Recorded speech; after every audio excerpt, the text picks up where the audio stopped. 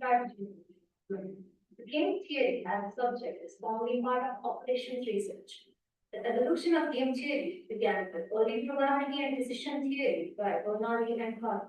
It was formalized in 1940s by Jonathan Newman and Oscar Morgenstern in their work Theory of Games and Economic Behavior and has been evolving ever since. In the 1950s, John Nash introduced the Nash equilibrium, transforming the understanding of strategic interactions. In the 70s, we saw a rise of evolutionary game theory by John Maynard Smith, applying it in the field of biology. In the 80s and 90s, computational game theory integrated algorithms and AI. Today, game theory influences a variety of fields like economics, biology, AI, and social sciences. Here with us, we have an eminent personality who has made enormous contribution to the field of game theory.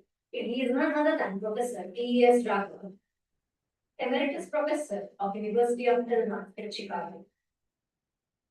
Professor Raghavan, I welcome you and I'm pleased to have this interview with you. If you don't mind me asking, what does TES stand for?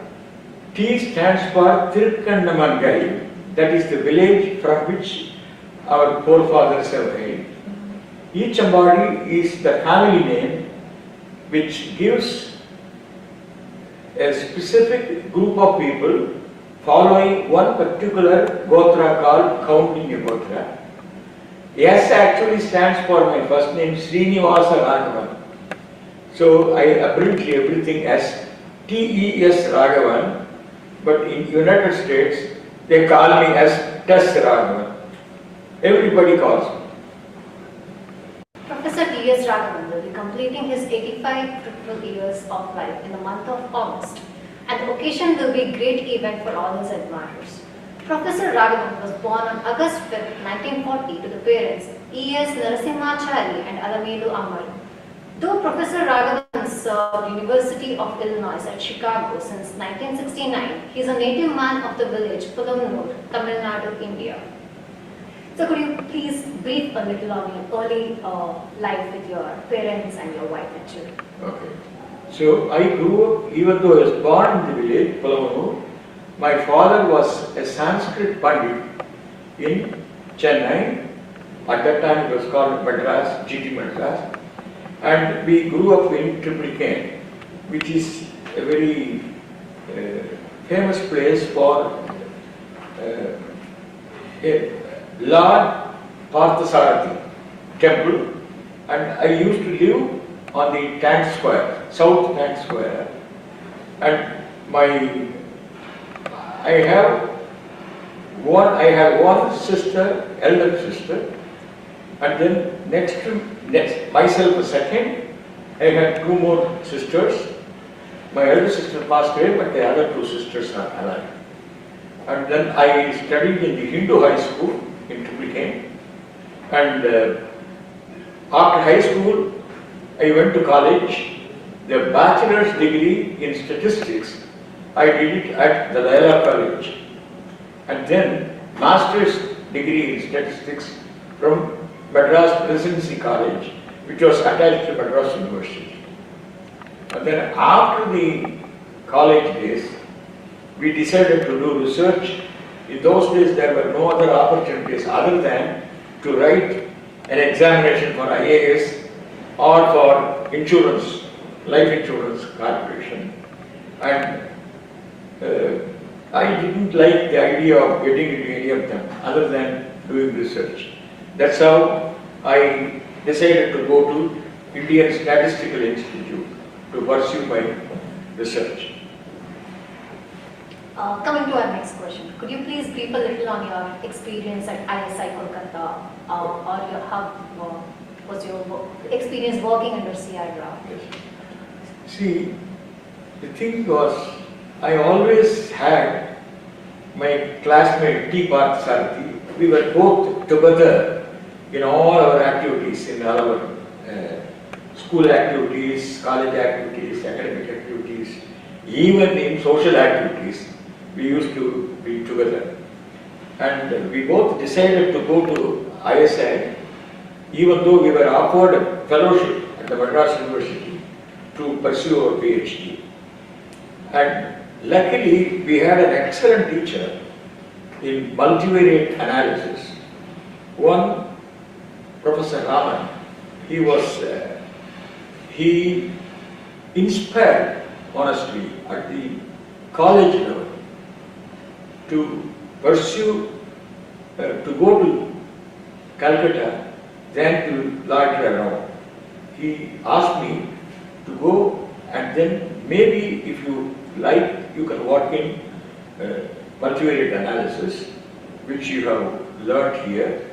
And Professor C.R. Rao is the distinguished person to whom you can go.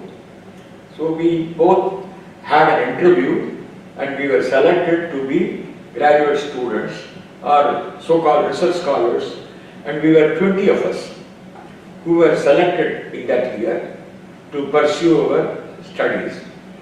That's how I started the career, the research career. I was genuinely interested in statistics, especially in multivariate analysis, and I had given special lectures on statistical decision functions of Abraham Wald, even in college. And so Parthasarathy was interested in sequential analysis. So we used to read paper after paper, and I met Professor Rao because he was always on tour. He was not easily available. And then he asked me, what are you interested in? I told him I'm interested in multivariate statistical analysis. Immediately he gave the most recent paper by Anderson and Bahadur on discriminant functions. Best linear discriminant functions when the variance covariance matrices are different. And I couldn't follow the header tail of the paper because it involved so many things about convex sets and convex functions. And finally he said, I know that, but anyway, go ahead and first be taking courses. Professor Varadarajan is going to be giving courses, attend these courses, and also take courses from Professor Parthasarathy, K.R. Parthasarathy, and Professor S.R.S. Varadhan. So those were super teachers who inspired me into both mathematics, functional analysis, and game theory. I entered game theory only because statistical decision functions, the book by Wald, the very second chapter is on zero-sum 2% infinite games. So you need to know the topology, you need to know measure theory, everything. So immediately we were simultaneously taking the courses, and then we were asked to do lectures. So I was giving special lectures on game theory. And Professor T. Basu was one of the very inspiring persons. He said, Raghavan, I think we may do a reading course. If you are interested, I can do a reading course with you. And then Pacha said that I will also join. So the three of us used to do the reading course, and he pretended to be ignorant of the field, even though he has done deep research in the area. That's how he inspired me. And minimax theorem, proof, everything I learned only from T. Basu. And they were in ISI, everybody was given the freedom to pursue whatever he liked. C.R. Rao never interfered in anybody's individual research. He will only suggest books and things like that. And at the same time, there was Claude Birch, who came for the first time to India to give special lectures in graph theory. So in fact, out of the 20 graduate students who were sitting in Varadarajan's course, over 16 of them dropped out. Only 4 of us were sticking to Varadarajan's course. And many of them were truly inspired by Claude Birch's lectures. And nearly 7 or 8 people did their PhD in graph theory, only thanks to Claude Birch's inspiring lectures. I attended the first few, but I didn't attend fully. I was more into functional analysis and attending the lectures of Varadhan to learn probability theory, stochastic process, everything. So in fact, those were excellent days for academic research, and C.R. Rao would be evaluating each person, how serious the person is. Is he coming on time to the department? He will sign his name at 7:40 in the morning. He would expect you to be present there. So we used to rush before him to put the signature on the.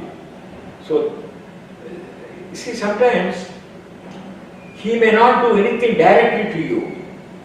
His own, the way he acts, it will be instrumental for you to continue to do the research. That's what he was. And also we used to have several people visiting from abroad. Continuously foreign visitors were there. Hofding, for example, in non-parametric methods, and Alan Birnbaum, he came, and many people from East Europe used to come to give lectures. But we were not pushed into doing anything unless you work on your own to learn things. So we were continuing that way, and I couldn't find any research problem, even though I knew all the proofs and theorems on volume 1, volume 2 and volume 3 of theory of games and economic theory of games, especially quantum theory of games. And then we were kind of very upset, and that was the time when I was partly inspired by Varadarajan's lectures on functional analysis and K.R. Parsar's lectures on Markov chains. So I went into studying matrix theory, non-negative matrices by Gaunt Parker, and then I got some idea about relationship between games and their values and the maximal eigenvalue of positive matrices. So that is how my thesis is centered around this area. That's how I started. So we submitted the thesis, I submitted the thesis in '66, and immediately there was a phone call from England by Professor George Barnard asking for some young person to come to teach in the University of Essex, probability courses and statistics courses. And C.R. Rao, somehow he always had a liking for me. I cannot explain explicitly what it is. And C.R. Rao immediately told him, oh, I can send Rao. That's how they offered directly a lecturership. I had only submitted the thesis. It has not been even approved. He was willing to take me and offer a lecturership straight away. Very next year, I was made a permanent lecturer. And it's only based on the papers which I had written. I had 4 papers at that time. Not more than 4. Just 4 papers. So that's how I started there. As most of you know, Professor Raghavan belongs to Vedic Parampara and has a vast knowledge on Indian classical music. Chicago Tyagaraja Utsav, which promoted many of Indian musicians at USA since 1977, is being organized by Professor Raghavan. This describes his love towards Indian tradition and music. His interest towards Indian music brought young Bapat and Professor Raghavan visiting ISI Delhi together. Professor Raghavan, could you please narrate how you and Bapat connected together and about him as a mathematics student? See, when I joined, this was in 1975. It was my first sabbatical year from the university. So I traveled all over the world and I wrote to Professor Rao saying that I am interested in visiting ISI, Calcutta. He wrote to me that you can come to ISI Delhi. And at the same time, I suggested I would like to teach a course in game theory. He said you can teach a course in statistical decision theory and incorporate game theory with that. And that is what I was doing. And I found a very scholarly looking student, very serious looking student. And somebody said that he is also a musician, so that excited me. And because he was staying in the hostel, in the same place, and all I tried to do was listen to him, and then I met him and then said, yeah, I am learning music, blah, blah, he said. And that is how I was more interested in a student like him. And then I was writing some notes on non-negative matrices, and then I asked him to make a proofread and make some corrections. And Bapat said that I am busy with examination. In the interim time, I will try to work on that one.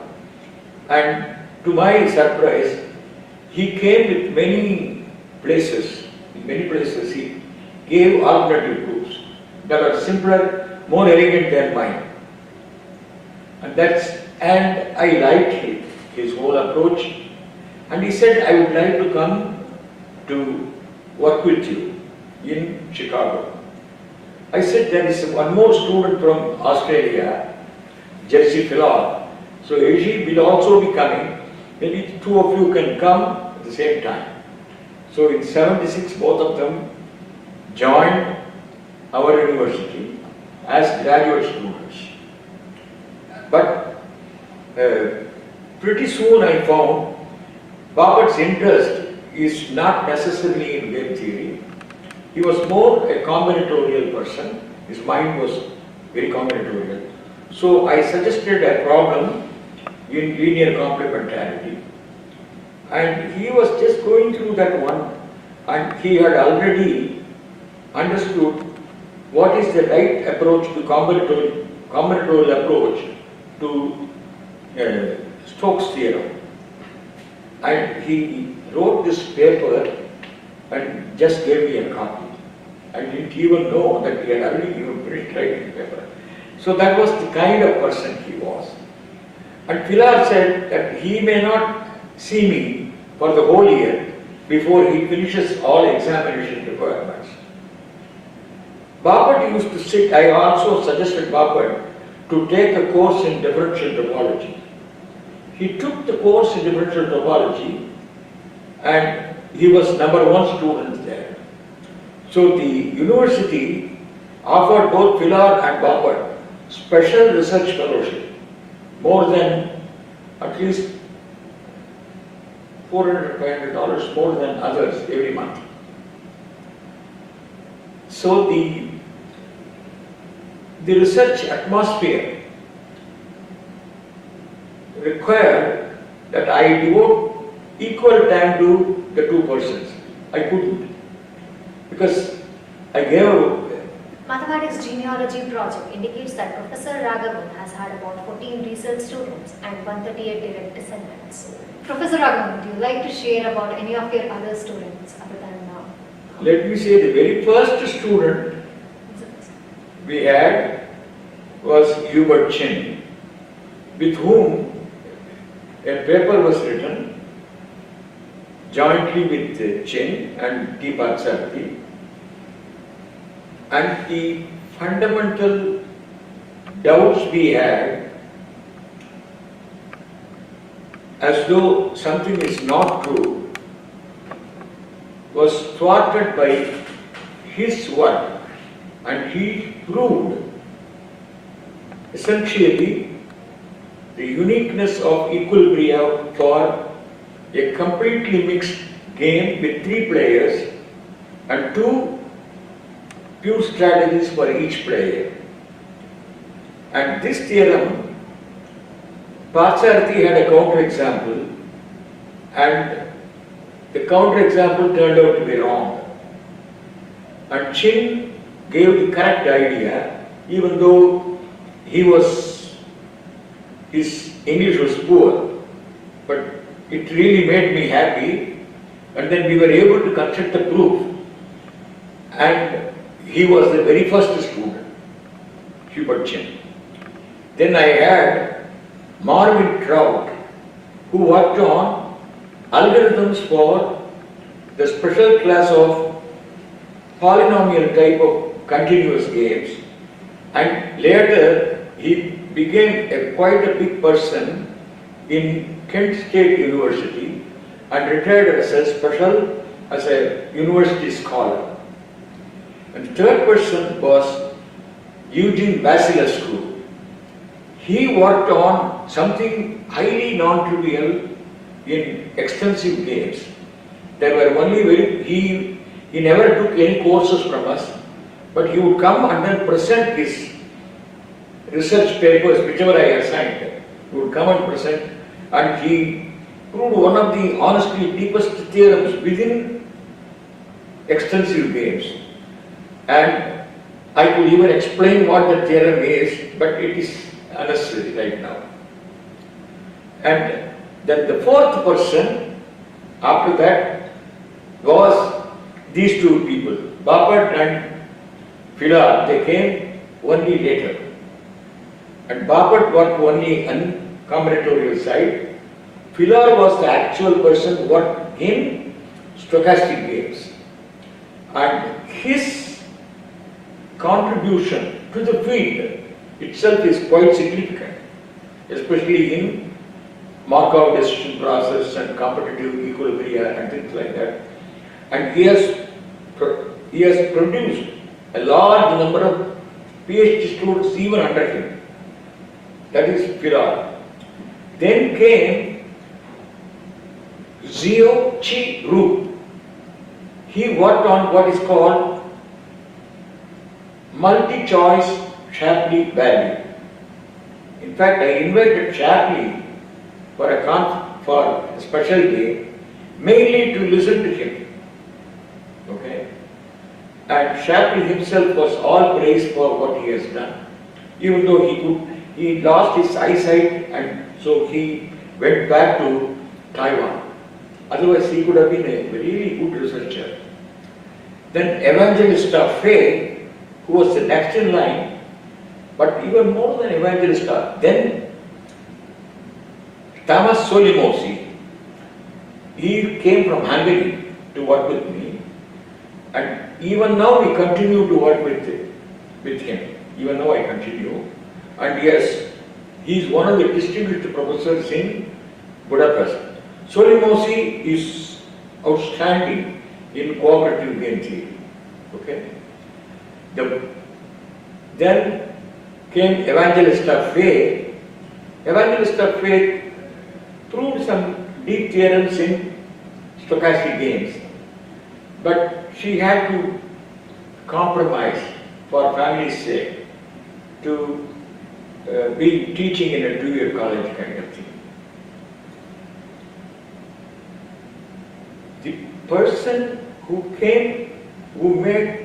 has made a significant dent in recent times is Brian Powers. Brian Powers continues to be a really remarkable contributor to game theory, and I am always requesting him not to move away from academics, be an academic person. He is making a tremendous dent. And one of the other persons was Matthij Janssen.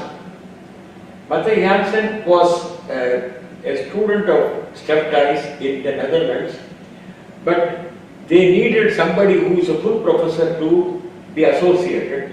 So Matthij Janssen also, I am supposed to be in theory, but not in reality. In theory, I am supposed to be his thesis advisor. But there were other students who were terminal. That means they did not pursue specifically game theory research. Right now, if you ask me, Solimosi, Brian Powers are the main people, because the others are all already, they are also retired. Because I am old and they are also old. They are all retired. That is the thing. But whatever it is, very powerful, internationally quite powerful person is A.G. Filar. And another remarkable person with whom I interacted is Andrew Novak. He was not my student. He came with as a visiting person. So I had several visiting persons. Andrew Novak and Frank Theismann and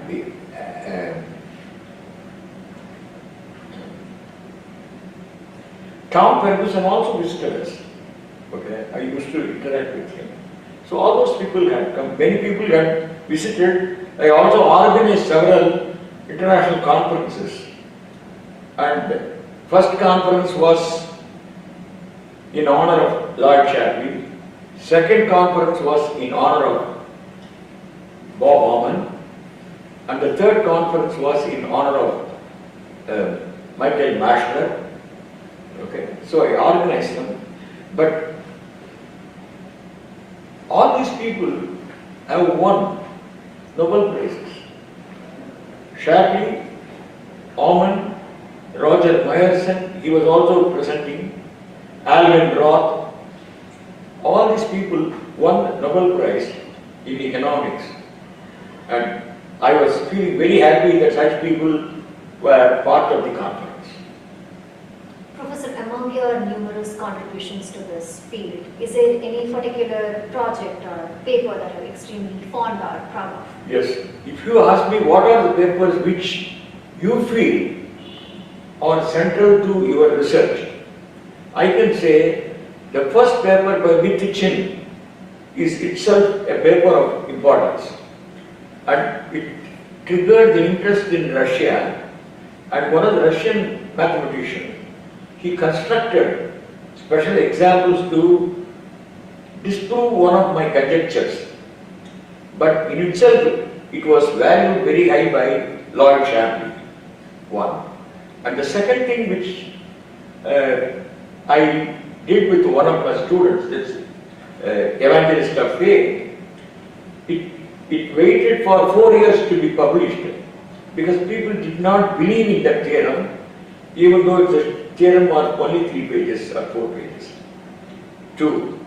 And then with T. Partsarthi, whatever I wrote, it became a very central part of application to single controller stochastic games. Whatever I proved with Nova is considered very important, especially in the study of correlated equilibria. So, and whatever I did with Solimowski, that is also, still it is pursuing in transferable utility games. So these are the essential people. And there are many others with whom I wrote, but that doesn't mean anything. These are things which I believe will stay in the field. That's my belief. Professor, are there any interesting research problems that you are interested in and still feel like working on? I can tell you in 2 areas. One is in stochastic games. I am trying to understand how to solve stochastic games which are non-zero sum with undiscounted payoff. Can we find special structure by which we can use the existing algorithms on LCP and simplex method to reduce problems, and still struggling with some of those problems. That's one area. Second area is in cooperative game theory to isolate other classes of subclasses of cooperative games for which you try to locate the nucleolus or even the Shapley value. Even the Shapley value is unknown. How to solve for Shapley value for example, for assignment games is still a challenge. Nobody knows how to go about it. And it is the same thing also with nucleolus location for permutation games, and we have solved only very special case cyclic permutation games. There are general permutation games, you don't know how to get the nucleolus. So there are several subclasses of games for which neither you know Shapley value nor the nucleolus in the cooperative case, In stochastic games, there are tons of problems, especially with non-zero sum case, and many of them are yet to be fully understood. So anyway, I will be talking about these things in my technical talk. As an esteemed scholar with decades of experience in academia, would you like to share a couple of advice for the young generation? The younger generation very often are impatient to cash on their education. If you want to be an academic person, not everything is cashable. Cash alone is not everything. Until you feel it, you cannot be an academic person. One.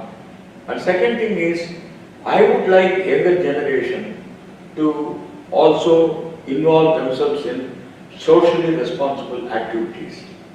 Because there's a whole lot of younger generation people who are becoming more and more self-centered, that they have to quit. They have to worry about how we can help other people in the society. That kind of a relationship is all I would dream as the most ideal thing for younger generation. You're an ardent follower of Indian philosophy and culture. Would you like to recite any of your favorite Vedic verse to the audience? Almost all conferences, I used to normally bless the people who are the main people.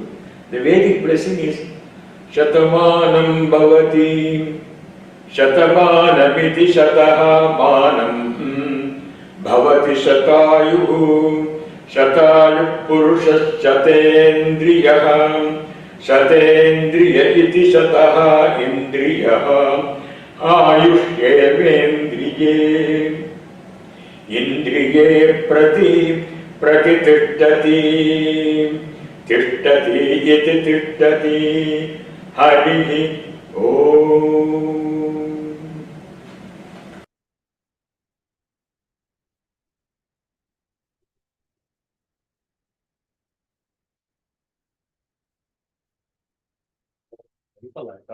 Huh? Students and friends.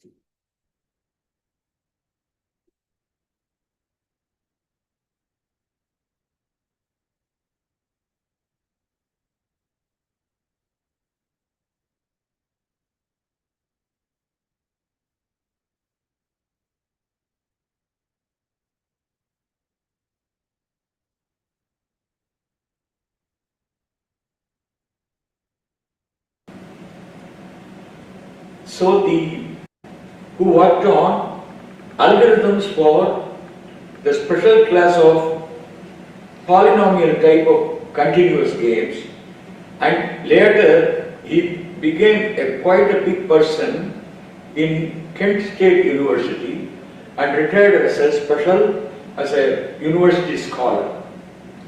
And the third person was Eugene Vasilescu. He worked on something highly non-trivial in extensive games. There were only he never took any courses from us, but he would come and then present his research papers, whichever I assigned. He would come and present, and he proved one of the honestly deepest theorems within extensive games. And I could even explain what the theorem is, but it is unnecessary right now. And then the fourth person after that was these two people, Bapat and Phila. They came only later. And Bapat worked only on combinatorial side. Phila was the actual person who worked in stochastic games. And his contribution to the field itself is quite significant, especially in Markov decision process and competitive equilibria and things like that. And he has produced a large number of PhD students even under him. That is Phila. Then came Zio Chi Ru. He worked on what is called multi-choice Shapley value. In fact, I invited Charlie for for a special day, mainly to listen to him. Okay? And Shapley himself was all praised for what he has done. Even though he lost his eyesight, and so he went back to Taiwan. Otherwise, he could have been a really good researcher. Then Evangelista Faye, who was the next in line, but even more than Evangelista, then Thomas Solimosi, he came from Hungary to work with me, and even now we continue to work with him. Even now I continue, and yes, he is one of the distinguished professors in Budapest. Solimosi is outstanding in cooperative game theory. Okay. Then came Evangelista Faye. Evangelista Faye proved some deep theorems in stochastic games, but she had to compromise for family's sake to be teaching in a two-year college kind of thing. The person who has made a significant dent in recent times is Brian Powers. Brian Powers continues to be a really remarkable contributor to game theory, and I am always requesting him not to move away from academics, be an academic person. He is making a tremendous dent. And one of the other persons was Matthij Jansen. Matthij Jansen was a student of Step Ties in the Netherlands, but they needed somebody who is a full professor to be associated. So Matthij Jansen also, I am supposed to be in theory, but not in reality. In theory, I am supposed to be his thesis advisor. But there were other students who were terminal. That means they did not pursue specifically game theory research. Right now, if you ask me, Solimosi, Brian Powers are the main people, because the others are all already, they are also retired. Because I am old and they are also old. They are all retired. That is the thing. But whatever it is, very powerful, internationally quite powerful person is A.G. Filar. And another remarkable person with whom I interacted is Andrew Novak. He was not my student. He came with as a visiting person. So I had several visiting persons, Andrew Novak and Frank Theismann and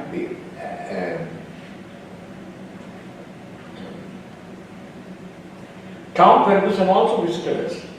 Okay, I used to interact with him. So all those people had come. Many people had visited. I also organized several international conferences. And first conference was in honor of Lord Shapley. Second conference was in honor of Bob Harman. And the third conference was in honor of Michael Mashler. Okay, so I organized them. But all these people have won Nobel Prizes. Shapley, Harman, Roger Myerson, he was also presenting, Alvin Roth, all these people won Nobel Prize in economics. And I was feeling very happy that such people were part of the conference. Professor, among your numerous contributions to this field, is there any particular project or paper that you're extremely fond or proud of? Yes. If you ask me what are the papers which you feel are central to your research, I can say the first paper by Wittgen is itself a paper of importance. And it triggered the interest in Russia, and one of the Russian mathematicians, he constructed special examples to disprove one of my conjectures. But in itself, it was valued very high by Lord Shapley, one. And the second thing which I did with one of my students, this evangelist of faith, it waited for 4 years to be published because people did not believe in that theorem, even though it's a theorem was only three. Because the others are all. And then with T. Parsar, whatever I wrote, it became a very, that doesn't mean anything. These are things which I believe will stay in the field. That's my belief. Professor, are there any interesting research problems that you are interested in and still feel like working on? I can tell you in two areas. One is in stochastic games. I am trying to understand how to solve stochastic games which are non-zero sum with undiscounted payoff. Can we find special structure by which we can use the existing algorithms on LCP and simplex method to reduce problems, and still struggling with some of those problems. That's one area. Second area is in cooperative game theory to isolate other classes of subclasses of cooperative games for which you try to locate the nucleolus or even the Shapley value. Even the Shapley value is unknown. How to solve for Shapley value for example, for assignment games is still a challenge. Nobody knows how to go about it. And it is the same thing also with nucleolus location for permutation games, and we have solved only very special case cyclic permutation games. There are general permutation games you don't know how to get the nucleolus. So there are several subclasses of games for which neither you know Shapley value nor the nucleolus in the cooperative case. In stochastic games, there are tons of problems, especially with non-zero sum case, and many of them are yet to be fully understood. So anyway, I will be talking about these things in my technical talk. As an esteemed scholar with decades of experience in academia, would you like to share a couple of advice for the young generation? The younger generation very often are impatient to cash on their education. If you want to be an academic person, not everything is cashable. Cash alone is not everything. Until you feel it, you cannot be an academic person. One. And second thing is, I would like younger generation to also involve themselves in socially responsible activities. Because there's a whole lot of younger generation people who are becoming more and more self-centered, that they have to quit. They have to worry about how we can help other people in the society. That kind of a relationship is all I would dream as the most ideal thing for younger generation. You're an ardent follower of Indian philosophy and culture. Would you like to recite any of your favorite Vedic verse to the audience? Almost all conferences, I used to normally bless the people who are the main people. The Vedic blessing is Shatamanam Bhavati Shatamanamiti Shataha Manam Bhavati Shatayuhu Shatayu Purushas Shatendriyah Shatendriya iti Shataha Indriyah आयुष्येवेन्द्रिये इन्द्रिये प्रतिष्ठति तिष्ठति इति तिष्ठति हरिः ओम्।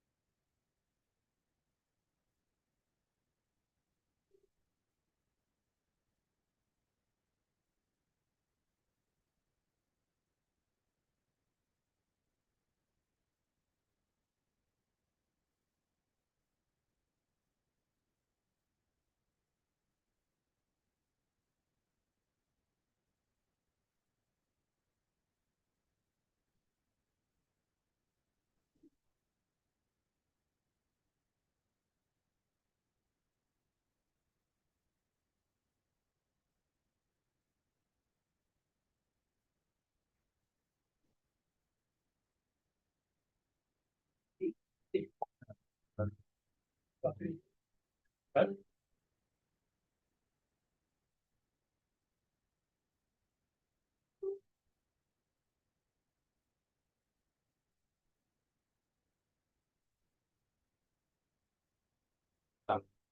start one night early, no problem. Till taking 10 minutes extra.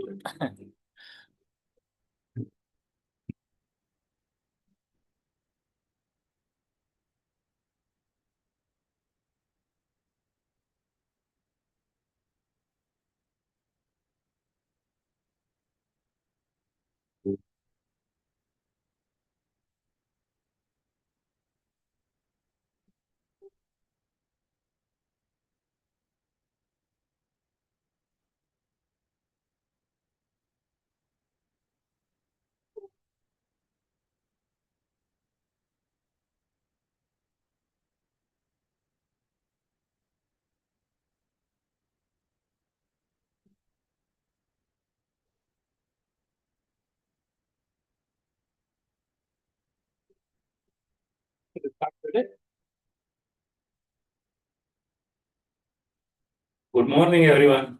We are on final day, the third day of the conference. And as you know, today's scientific sessions are dedicated to Professor T.S. Raghavan, as he will be having 85th birthday in this year, in the month of August. Though he doesn't require much introduction, let me complete the formality of introducing him very short.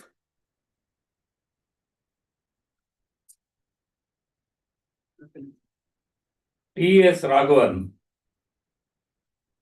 Tirukanna Mangai, Chambadi Srinivasa Raghavan.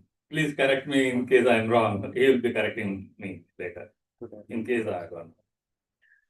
T.S. Raghavan, one of the leading game theorists of our time, was born on August 5, 1940. He holds the degree of MSc in Statistics, Presidency College, Madras University, and received his PhD in Mathematics and Statistics from ISI Calcutta in 1968 under the guidance of legendary statistician Professor Kalyampudi Radhakrishna Rao. Professor Raghavan, his interests are game theory, linear, non-linear programming, matrix theory, applied statistics, operation research. Professor Raghavan has made many fundamental contribution to the field of game theory and equilibrium computation. He is well known for his contribution to game theory, decision science, and special matrices, and particularly to the topics on stochastic games and cooperative games. He has published more than 60 research articles, written 4 monographs, and guided 14 students. Being an ardent fan of Carnatic music, he has been organizing Chicago Tyagaraja Utsavam every year in Chicago. Following the ancient Indian educational system, he has been running a Gurukulam in game theory in his native at Tamil Nadu. In 2021, 23, and 24, the Gurukulam was organized by Kerams Mahe Manikal. He is also involved in organizing several other workshops and conferences organized by Kerams. He is currently with the University of Illinois Chicago and has had many visiting positions. Kerams Mahe is pleased to dedicate Icords 2025 to him on the occasion of his 85th birthday.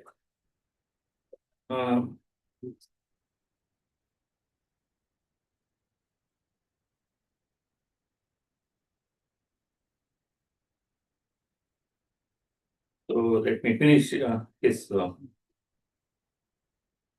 short introduction with this. And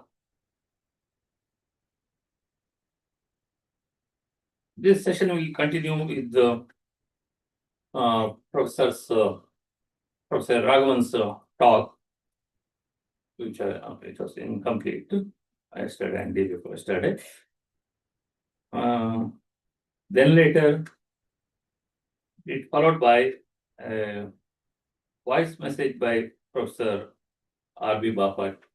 Unfortunately, he couldn't travel and He's online. he's also there. Oh, it's great. But we will play his voice message. And then later, his one of affectionate student, PhD students, Zerzi Pilar will greet him and continue with a technical talk. And another, his friend, Professor Thiru Arthanari, he will be joining us. He will also greet him and deliver a technical talk. Then later we have few minutes, maybe someone interested within a stipulated time, whatever we have. People who like to greet him come forward and greet him. Professor Raghavan, another 30 minutes are for you to continue your that earlier talk. And I request Professor, for this session, you yourself is the chairman. And here to maintain time and all, I'm requesting Niyogi to coordinate. Thank you.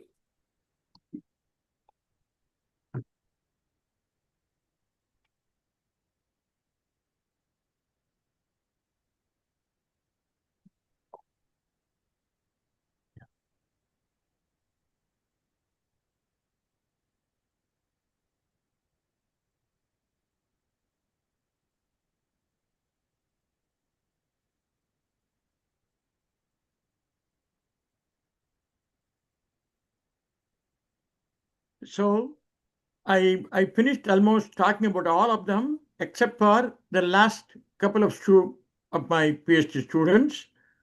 The one of the very remarkable kind of thing which has happened is on final offer arbitration.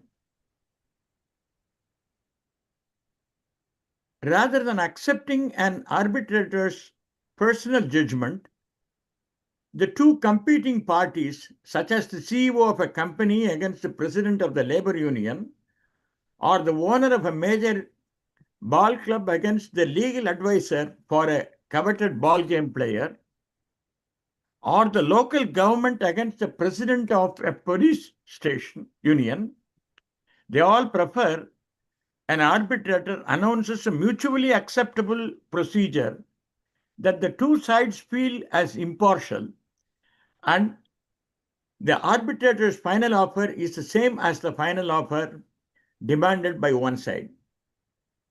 Suppose the arbitrator informs the two sides that he or she will select a random observation from a normal population with mean mu and variance sigma square and choose to favor the side whose demand is closer to the random observation. For example, with hourly wage rate dispute between the workers' union and the company CEO, if the CEO offers omega 1, which is less than omega 2, demanded by the workers' union, the arbitrator will side with the CEO with the probability xi less than omega 1 plus omega 2 over 2, and will side with the workers' union with probability xi greater than omega 1 plus omega 2 over 2. I worked out the formal model in detail and left home amidst heavy rain. On that day, my entire basement was flooded and appliances were moving around everywhere in my house. Rare books in Sanskrit and hundreds of classical Indian music cassettes were completely submerged in water. I had to hurriedly note my losses and called my home insurance company. This turned into a game between my insurance company and me as I fought to claim as much as I could from our home insurance. The next day, when I went to my class, I mentioned this problem to Brian Powers. Unlike the single issue problem, this was a case for final offer arbitration involving multiple issues. That was on the last day of my course, and Brian was excited to work on this issue.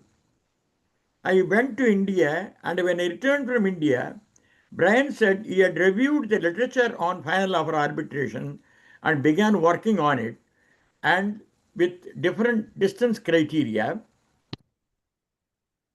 So in some sense, it became it is very, very close to the separation theorem applied in a very complicated way. And you can look at it something like this. You have two complicated sets which are disjoint, and you are trying to draw. Normally in the separation theorem, you have a line. Here you have a function in between. And it's very, very quite a deep result, in my opinion. It's perhaps one of the deepest results which has been proved within the field. And when I took him to present this case, his work at Stony Brook, the editor of the Journal of Game Theory, he said, "This is one of the most beautiful papers that I have read, and you don't have to introduce him to me. I know him well because I've gone through the paper." And that was my last but one student. So I want to finish with the last one, John Hardwick.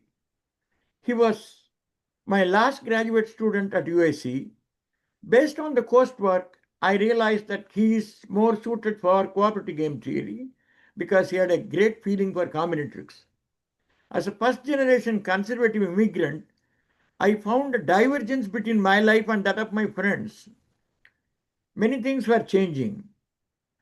And I realized that in many married couples, marriages were falling apart, and sometimes the women started dominating the men, and sometimes the men started dominating the women. So I was interested in measuring, in some sense, what is the relative strength of the man or the woman in each married life.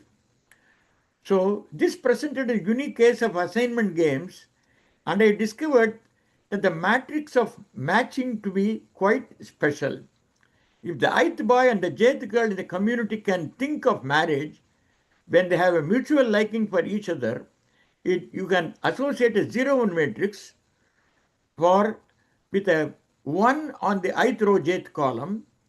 We had developed already a polynomially bounded algorithm for locating the nucleolus for general assignment games.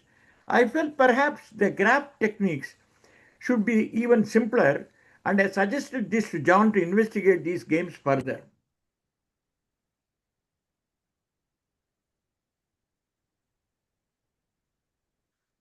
The assignment games with the binary payoffs can be thought of as a special case. Imputations can be considered as a balance of power within couples. Payoffs are an indicator of whether or not the pair is compatible. In this case, it is possible to ignore the matrix aspect of my algorithm with Solimosi and focus only on the graph aspect. Okay. The boys' payoff decrease incrementally and the girls' payoff improve. So, for example, if A and D are married, B and E are married, C and F are married, and A can as well could have also married B's wife, A could have also married C's wife, kind of thing, then what happens to the situation? Yep. Then Shapley value will associate A and F with 36 by 60, B and E 31 by 60, and C and D 23 by 60. That this is not even a core imputation. Additionally, these values are much less intuitive than those from the nucleolus. So in a larger example, it was all graph theory, manipulating with the graphs with ending in the longest path, etc. And then he was able to actually calculate also the nucleolus in a purely by graph theoretic methods. That was his last work. Uh, I would, uh, I don't have much time. I want to show some pictures. My sincere acknowledgements to Professor Manjunatha Prasad of Manipal University. Without his concentrated efforts, this conference would not have happened. From the bottom of my heart, I want to thank Professor Manjunath's close associates, Dr. Umashankar, and many others in his team. My special thanks to my daughter-in-law, Revati Raghavan, and my son Ramanujan Raghavan for assistance in the preparation of this presentation. I am very poor with modern technology. They would have spent hours transcribing my handwritten notes and integrating them into PowerPoint. Also, my special thanks to Brian Powers for helping my son with various latex queries. My granddaughter Neeraja will be sitting, she is right now, she is sitting by my side to solve any issues with Zoom and iPad connections. When I want to write something, I am sorry I am unable to find any photo of my former student Marvin Trout and my professor Mr. R. Raman, who inspired me to appreciate the greatness of Abraham Wald, which alone turned me into learning game theory and choosing the area of research. My special thanks, especially to Dr. Zhayowski, in crisply bringing out the Wikipedia page. Over the years, many of my international visits were possible only thanks to Professor C.R. Rao, George Barnard, Joe Gani, Reinhard Zelten, R. Kashuk, Joachim Rosenmiller, Step Tice, Koos Brees, Ari Hordijk, Andrew Novak, Ulrich Ryder, Karl Hinderer, Bob Aumann, Sergio Hart, Marilda Sotomayor, Leon Petrosian, Heinle, Peter Sudolter, Lloyd Shapley, Tom Ferguson, Bill Lucas, Shigio Muto, Thomas Solimosi, Theo Dreesen, Yeji Filar, K.R. Parthasarathi, A.R. Padmanabhan, Sylvain Soran, Alan Howry, Jean-Franc Mattens, Stephen Gaubert, Uri Rothblum, Martino Bardi. That list is endless. And now I want to share with you my some pictures.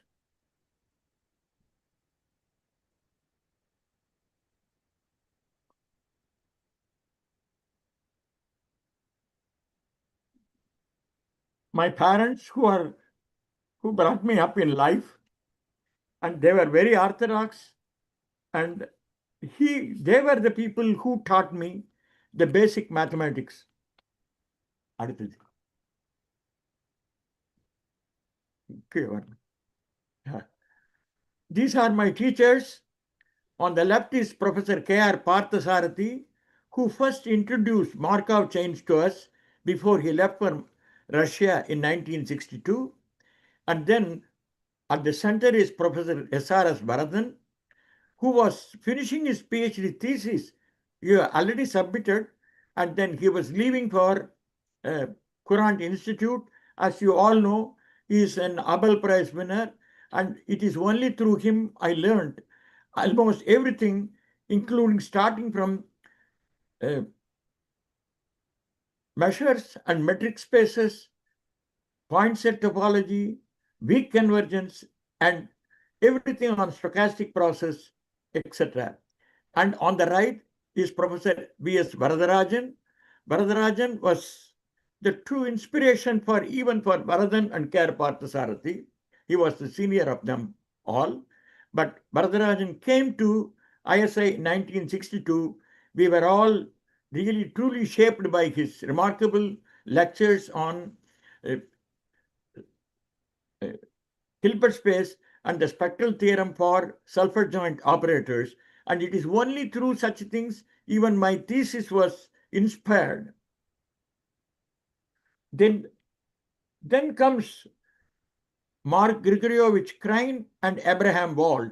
It was Varadarajan who showed M.G. Krein's book, and then I went through his famous paper on linear operators leaving invariant a cone in Banach spaces. And then Abraham Wald, whose theory of statistical decision functions was responsible for me to jump into game theory.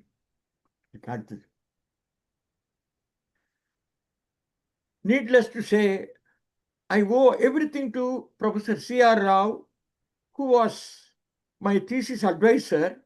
Basically, not that he is trying to tell you anything. You do what you want, but finally you need to prove yourself. And it was he who has given me the life, whatever I am now, I owe it to him. And then he sent me to George Barnard, who was at Essex. He was like a father figure also for me. Then these are my students: Chin, Trout, Vasilescu, Yeshi Filar, Ravindra Bapat, Jan Matthias, Xiao Ru, Sorimosi, Evangelista, Fay, Syed Zamir, Brugueras, Matthew Burke, Hardwick, Brian Powers. These are some of the, when Pacha came and joined as an associate professor in our department as a visiting person, so we used to spend all our life, not necessarily in research, but also in trips abroad and things like that. This is one of those pictures showing my children. My daughter, my wife is holding my daughter Deepa. My Pacha's wife Ranjani is holding Chini, and Pacha is there. So this is in near Smoky Mountains. And then my first student, Hubert Chin, came to my village when I was running the Gurukulam, and this is Chin with his wife, and we are there in the village. My second student, Vasilescu, I met him once in his house. This is long back, I don't know, I can't even remember the date. Yeah. Now here is the left side. This is the marriage photo of Yeji with Elsa, and then my wife and myself and my daughter Tara. And then underneath you see Bapat, myself and Yeji, and in the center Yeji is standing outside the river Danube in Pasa. And then on the right side you see Rosenmuller's house with Yeji, and underneath Yeji, myself and Elsa. Now on the left side we see Arthanari, Pacha, myself and Bapat in a conference in Delhi. And then Bapat came to my village, and then we have the banana, our lunch on banana leaf taken from the back of the house. And he gave on Borsak-Coulomb's theorem, he gave a lecture. Bapat gave a lecture on Borsak-Coulomb's theorem for the Gurukulam students. And here you see at the center, I can remember only some names. For example, Anchal, she was from IIT Mumbai, and Sushmita Parameswaran, she is a student of Professor Sivakumar of IIT Madras. And then you have students of Professor from IIT, Indian Institute of Science also. Underneath you have, this is the most recent photo, because when I came to India, I visited Bapat. He has already lost his eyes. It really, I feel sad for him. He's such a remarkable person. So he is taking care of his aunt, his son, who is his granddaughter. He said, I feel like kissing her all the 24 hours. Okay. And these are some conference pictures. This is a conference picture in Rhine Valley. This is the center. You have Shapley, Marion, and then Hans Peters and Step Ties. This is at Oberwolfach on the rightmost. Septais, myself, and Ishishi. And on the down below here, you find Mertens, Jean-François Mertens, and his students, Colette and uh, Lefebvre, and myself. And this is on the rightmost is Jean-François Mertens. This is my student, Gio. Yeah. This was the first conference in stochastic games which we organized. And here you see, I'm not able to remember every name. This one was a student of second one is a student of Philar. And then Vichorak is there. The bird is 1, 2, 3, 4 high. Right in behind Pacha. And then Charlie Bird. And then by my side in the center is Philar. I mean, the beard is Maurice, and the one with the folded hands is Tom Ferguson, and then by his side is Rabah Amir, and her name I am forgetting. She is from Montreal. Okay. And this is Hinderer at Karlsruhe, where I gave a lecture. And here on the center, I am talking to Ravindran, and underneath Ravindran and Novak and Frank Theismann, etc. And then rightmost side, there was a conference in my honor at the university, and right the top you have Tom Biletsky and one of my other students, and right underneath is Dibyan Majumdar. And this is the conference. When I went to Core first time, Shapley was also visiting Core for the first time. And I took a picture of Shapley with Mrs. Shapley. This is Soimosi. This is the only picture I could get of him. And then this is the conference which I organized in 1994 in honor of Bob Aumann. Okay. Now, this is a poem which I wrote in honor of Bob Aumann in Tamil, and I am reading that poem. And then Schmeidler is the one who is introducing me, and then they were trying to guess the meaning of the poem. This was in June 29, 1995.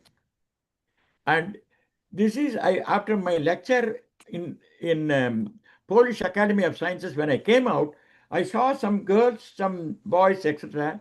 They look like Indians for me. They say they are gypsies, I came to know. And then this is somewhere in Czechoslovakia and Poland border. This is my right. No, go up. In each case, I have been to each one's house. This is Novak's mom, Novak's wife. I am holding Novak's child. I don't know whether it's a boy or a girl. Now, this is Evangelista Faye. She is lecturing.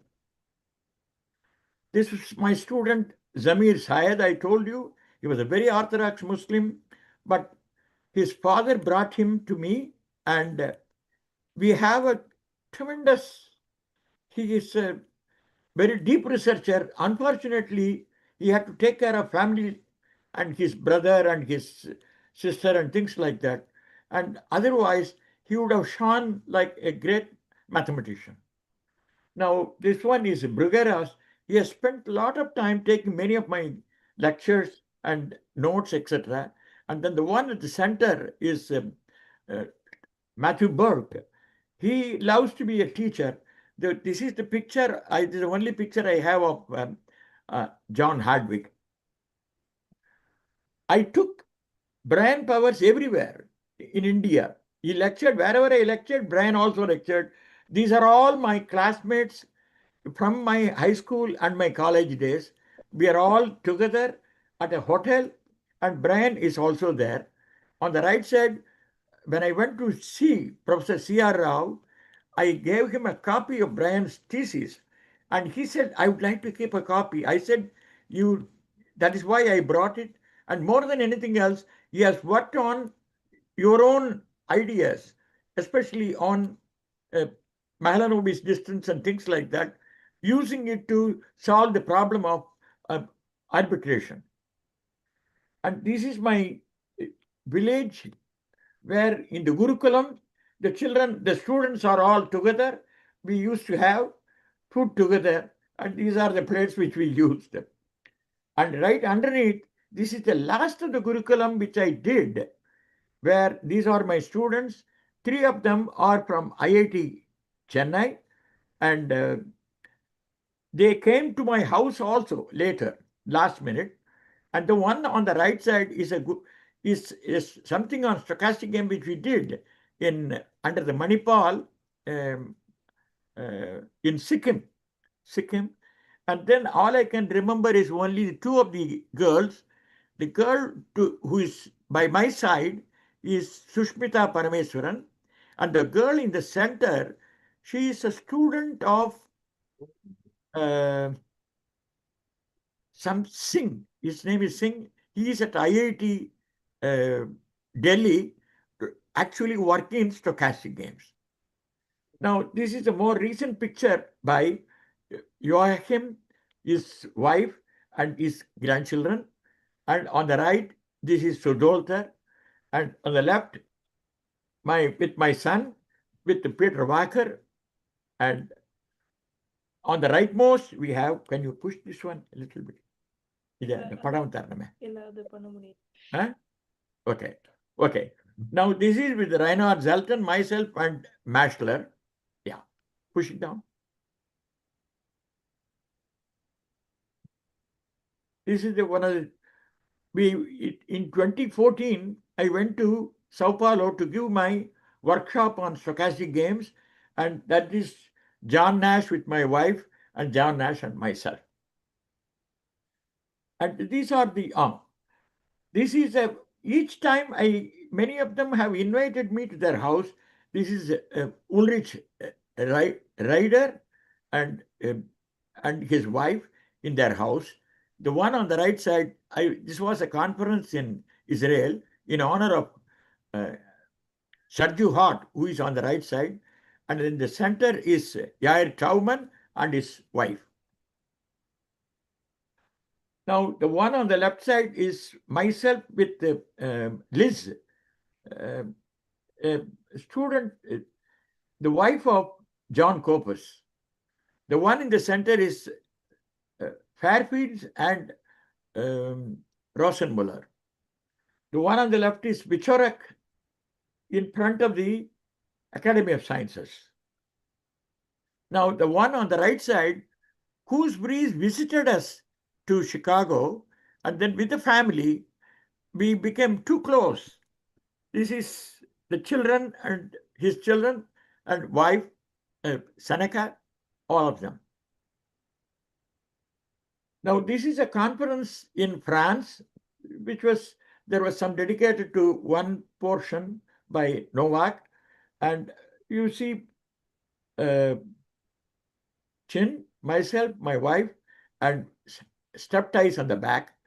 And on the right side, see, you have Shayowski and the Polish researcher from Academy of Sciences, Chin, myself, and on the back you have Novak and Sudoltha, and on the right side is step ties. Here is Theo Dreesen, myself, and Novak. I don't know where it is.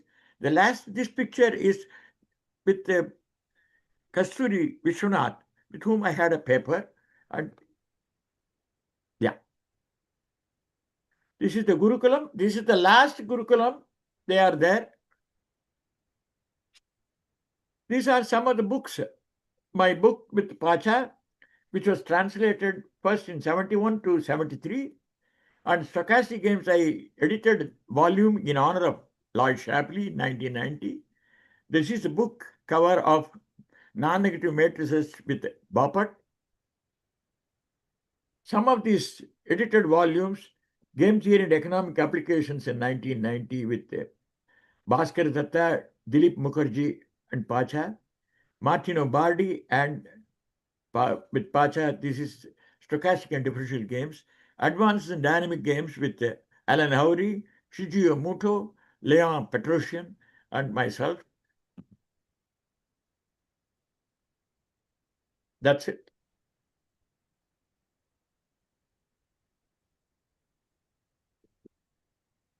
Thank you, Professor Raghavan. It was a great to hear. You record all your memory and work, and so many things, quite inspiring all the young people. Thanks a lot once again. And let me welcome Professor Pilar, Professor R.B. Bapat, and Professor Atnari, who came online. Now, Professor Bapat, would you like to speak something before we playing your recorded? Yeah, can you hear me? Yes, we can hear you. Yeah, so when I knew about this conference, I was not very sure whether I'll be able to join. So I just sent a voice message to Prasad. And so, of course, my best wishes to Raghavan. And I request now Prasad to play the message. Thank you. Yeah, please.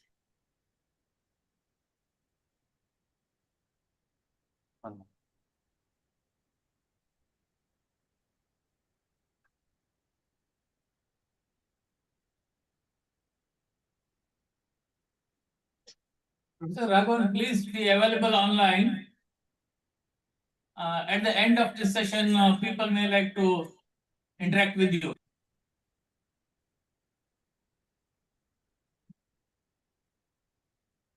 Did you hear me? Okay.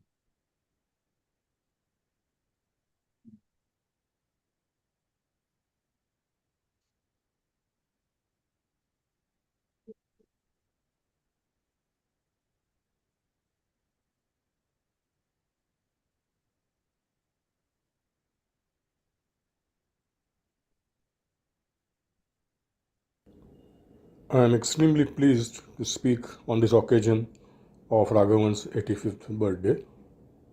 So, our association goes back to almost more than 45 years. It started when I was an MSTAT student at ISI Delhi campus, and Raghavan came there for a sabbatical for 1 year. And he taught us two courses. One was inference in the first semester, and the second was game theory in the second semester.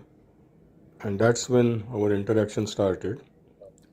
So at that time, our hostel rooms were on the second floor of the hostel, and the office rooms of all the professors were on the first floor because the office building was not yet ready. So we could interact with professors freely. So that's when I started talking to him. And I think one day I was playing some flute in my room, and later on when I visited his office, so he asked me, was it Mohanam you were playing? So I was a bit adamant. I said, no, sir, it is called Bhoop Rag, not Mohanam. So at that time I didn't know that Bhoop is called Mohanam in the South Indian system. So that is when our musical interaction also matched, interests also matched, and that continues to this day. So I liked his style of lecturing and his way of interacting with students and his informal kind of American way of dealing with people. So I once suggested that I want to work with him. I did not apply anywhere else because I was not interested in going to Berkeley, Stanford and all that. I was just interested in going to somewhere where I liked the person and work with him. So he encouraged me. He actually even paid my application fee. That was some $20 at that time. So he simply wrote a check and he encouraged me all the way. And later on, when I visited US for the first time, he came to the airport to pick me up, took me to his house, and I stayed there for almost 15 days. He and his wife always took care of me. And then he found an apartment for me, and then we started to work together. And he first suggested some topic in game theory, but my interest was in matrix theory, so slowly I started to work with matrix theory after the qualifying and so on. And he suggested the van der Waals conjecture, which was open at that time. And later on, we also wrote a book, which took a long time, but non-negative matrices came out. And then our interaction continued actually, all his visits to India and so on. So he came quite a few times to Delhi, and in recent years, of course, as you know, he comes to India every winter and travels extensively to various places. The way he travels and finds energy, I can think of only one more person who can travel and work that way. That is, of course, our Honorable Prime Minister. But he is not even 75 yet. So I don't really understand how Raghavan can keep his energy level. I think he takes interest in life. That's what I found. That means a good musical piece, good book, even good Bollywood movies he will watch, good plays, and anything that attracts him, he takes interest. He lives life to his fullest. We don't do that, and we have a lot of time we just waste. And that is what I found, and that's what probably keeps him energetic all the time. And he's also interested in interacting with people. So various people he will meet, and then my students he will always meet. Then my family he takes interest. He is very fond of my granddaughter, and every time he comes he makes a point to take her to his arms and bring gifts to her. And so I think that is the key to his energetic living and being so healthy at this age. And so I have learned a lot from him, of course, and we interacted on every occasion almost frequently. I also went to his place very often, and once I went to Chicago and so on. And another thing is that he is very generous on every occasion. So many people probably don't know this, but recently he is doing a lot of philanthropic work.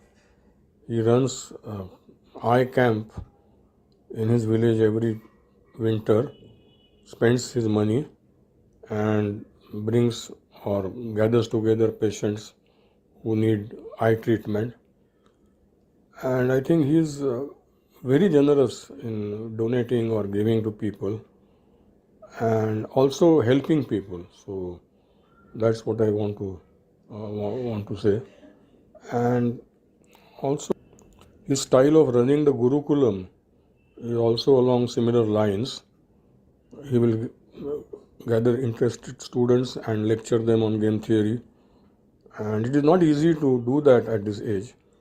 And every time he finds something new to lecture, because once or twice he asked me about some problem, and I realized that that was a new problem. He was new, not a research work, but new theorem that he was trying to understand. And so every time he tries to bring in something new to his students. So I wish him well. We want Raghavan amongst us for many, many more years.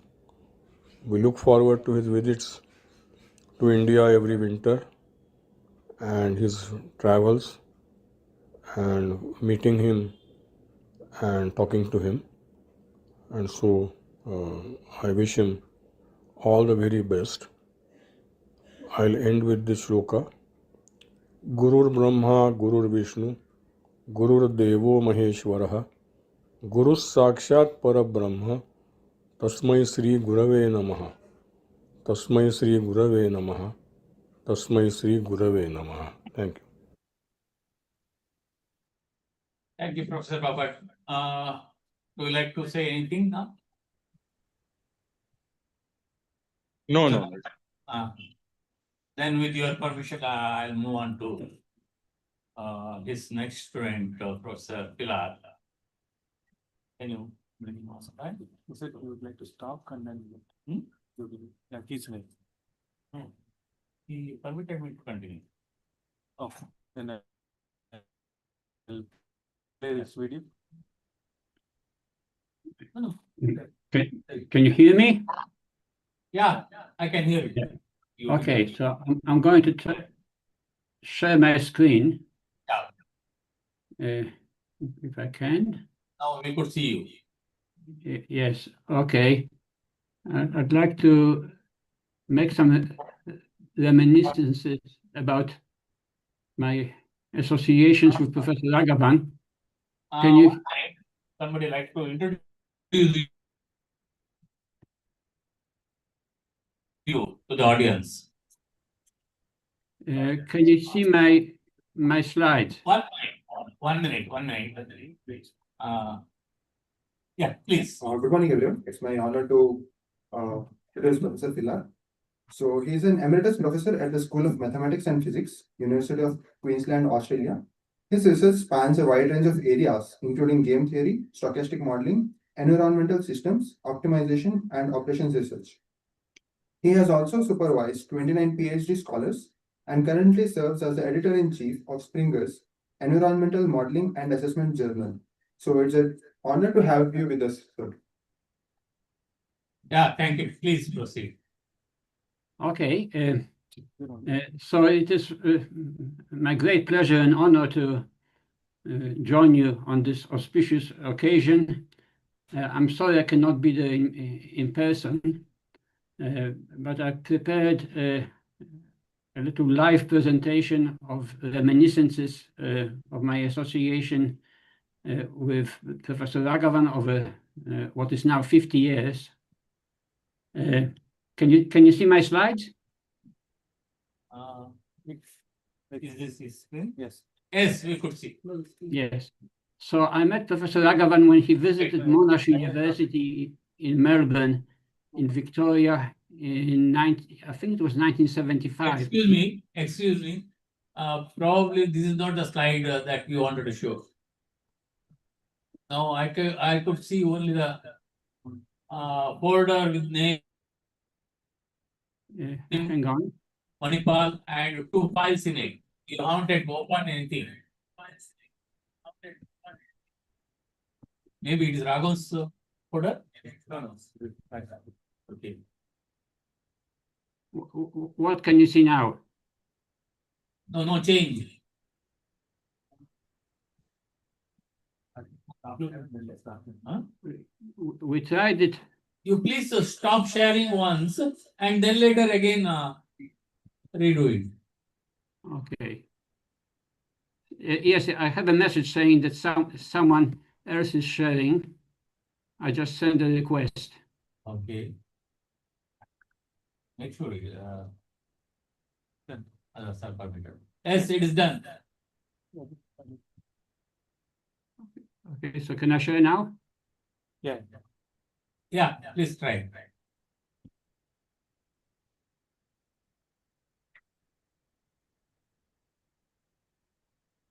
Yes, now we could see your slide.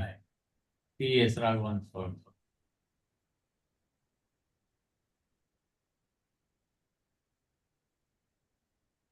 Just let me see if it's. I went to the presentation mode. Can you see anything? Yeah, I met Professor Raghavan when he visited. Yes. Okay, that's right. Yeah. Okay, so when I met him, he was very kind and we had good conversations, and he told me something which made a big difference. He said something, I may not be getting the wording exactly right, but it's the gist of it, that you are wasting your time in Australia You should come to the US because that is where interesting research on game theory is done. So this is a comment that changed my life for the better. I gave up my full-time tutor's appointment at Monash University, and in fall of 1976, I arrived as a graduate student at the University of Illinois in Chicago.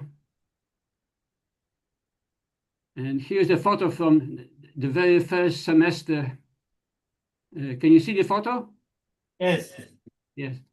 That's the very first semester in Chicago. This gentleman in the center is Professor Lin, who was teaching us a class on analysis based on Walter Rudin's real and complex analysis.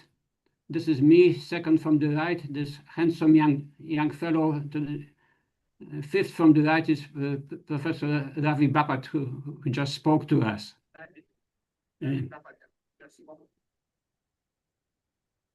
This is a photo of the two of us probably discussing something during the time of the supervision. Over the years, Professor Raghavan gradually became a most important influence on my life. He's been a teacher, a mentor, a personal friend, a family friend. Just to illustrate some of the wisdom that I received from him when I was his student, there was a period in my studies when I was experiencing self-doubts. For those of you who are in the audience who are students, I suspect some of you also experience it from time to time. When we study mathematics, we always learn about the amazing advances made by famous mathematicians. And it's easy to think that perhaps I'm not cut out for it because it's just so hard to match the kind of achievements that the other mathematicians have done. But when I consulted Professor Raghavan, again, I'm paraphrasing, but this was a comment that he made, that mathematics is like South Indian cuisine. To make a great meal, you don't need many spices. You just need to know how to use the ones you have. I hope I got the quotation correctly. So that resonated with me, and I spent the rest of my research career trying to do the best I can with such talents as God gave me. And it kind of worked out. So next, I will just show you some snapshots from our interactions since the time of that advice.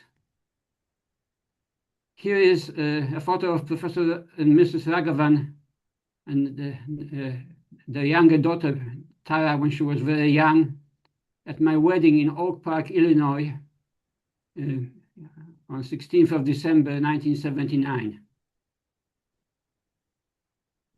Here are the two of us at a conference in Bielefeld, Germany in 1980s. When I published my first book, joined with Koos Vrieze from the Netherlands, we dedicated it to our supervisors, so it has a dedication to T.E.S. Raghavan and S.H. Taish, our teachers, friends, and mentors. Here is a family photo when he on one of his visits to South Australia after I moved back to Australia. This is with my wife Elsa and daughter Lily on an outing by the sea. This is in our house in Adelaide, probably another visit because the daughter looks a bit older, so I'm estimating it's early 2000s. Here he is feeding a kangaroo. That's a proof that it was in Australia. And it's a bit of a privilege to have a kangaroo come so close because those kangaroos are fed so well that they act as though they're doing you a favor when they come to take food from you. But this kangaroo must have felt at home with him.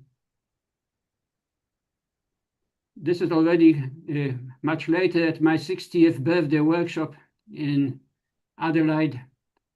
There he is, Professor James Greenberg from Carnegie Mellon is next to us. In the back there's this Professor Roger Horn, the author of a famous matrix analysis book by Horn and Johnson. Coming to the end game, this was my 2020 retirement Zoom meeting. Had to be by Zoom because this was the middle of COVID and everybody was in lockdown. And Professor Raghavan made a lot of very kind comments. So while I switched to writing science fiction, I continue to be impressed by Professor Raghavan's dedication to mentoring new generation of game theorists and also to promoting Indian classical music in Chicago area. By the way, for my Western PhD students, I modified Professor Raghavan's South Indian cuisine analogy. I tweaked it a bit and I came up with something like this. That a mathematics problem is like a football. It doesn't know who is kicking it. You don't have to be Messi to score a goal. All you need is to kick it just right. Of course, Indian students probably don't play football, but you can adapt it for Indian students by just changing the football to cricket ball, Messi to Tendulkar, and a 6 for a goal, and it will still work. So I want to wish Professor Raghavan happy 85th birthday. I remain forever grateful to you for changing my life in such a profoundly positive way. I should mention that in a technical talk which I pre-recorded, I chose the topic because there's an indirect connection to my research when I was a PhD student. In my work on stochastic games, I came across a mathematical object called the Puiseux series. It's a fractional power series. And somehow over the years, that object kept turning up in different contexts in my research, most recently in the research on the threshold, probability of threshold risk. And that's what is in my pre-recorded presentation. So I don't know if there are any questions or if we should go straight to the technical talk. If we go to the technical talk, I believe one of the organizers has a link that you can click on. So I will stop sharing.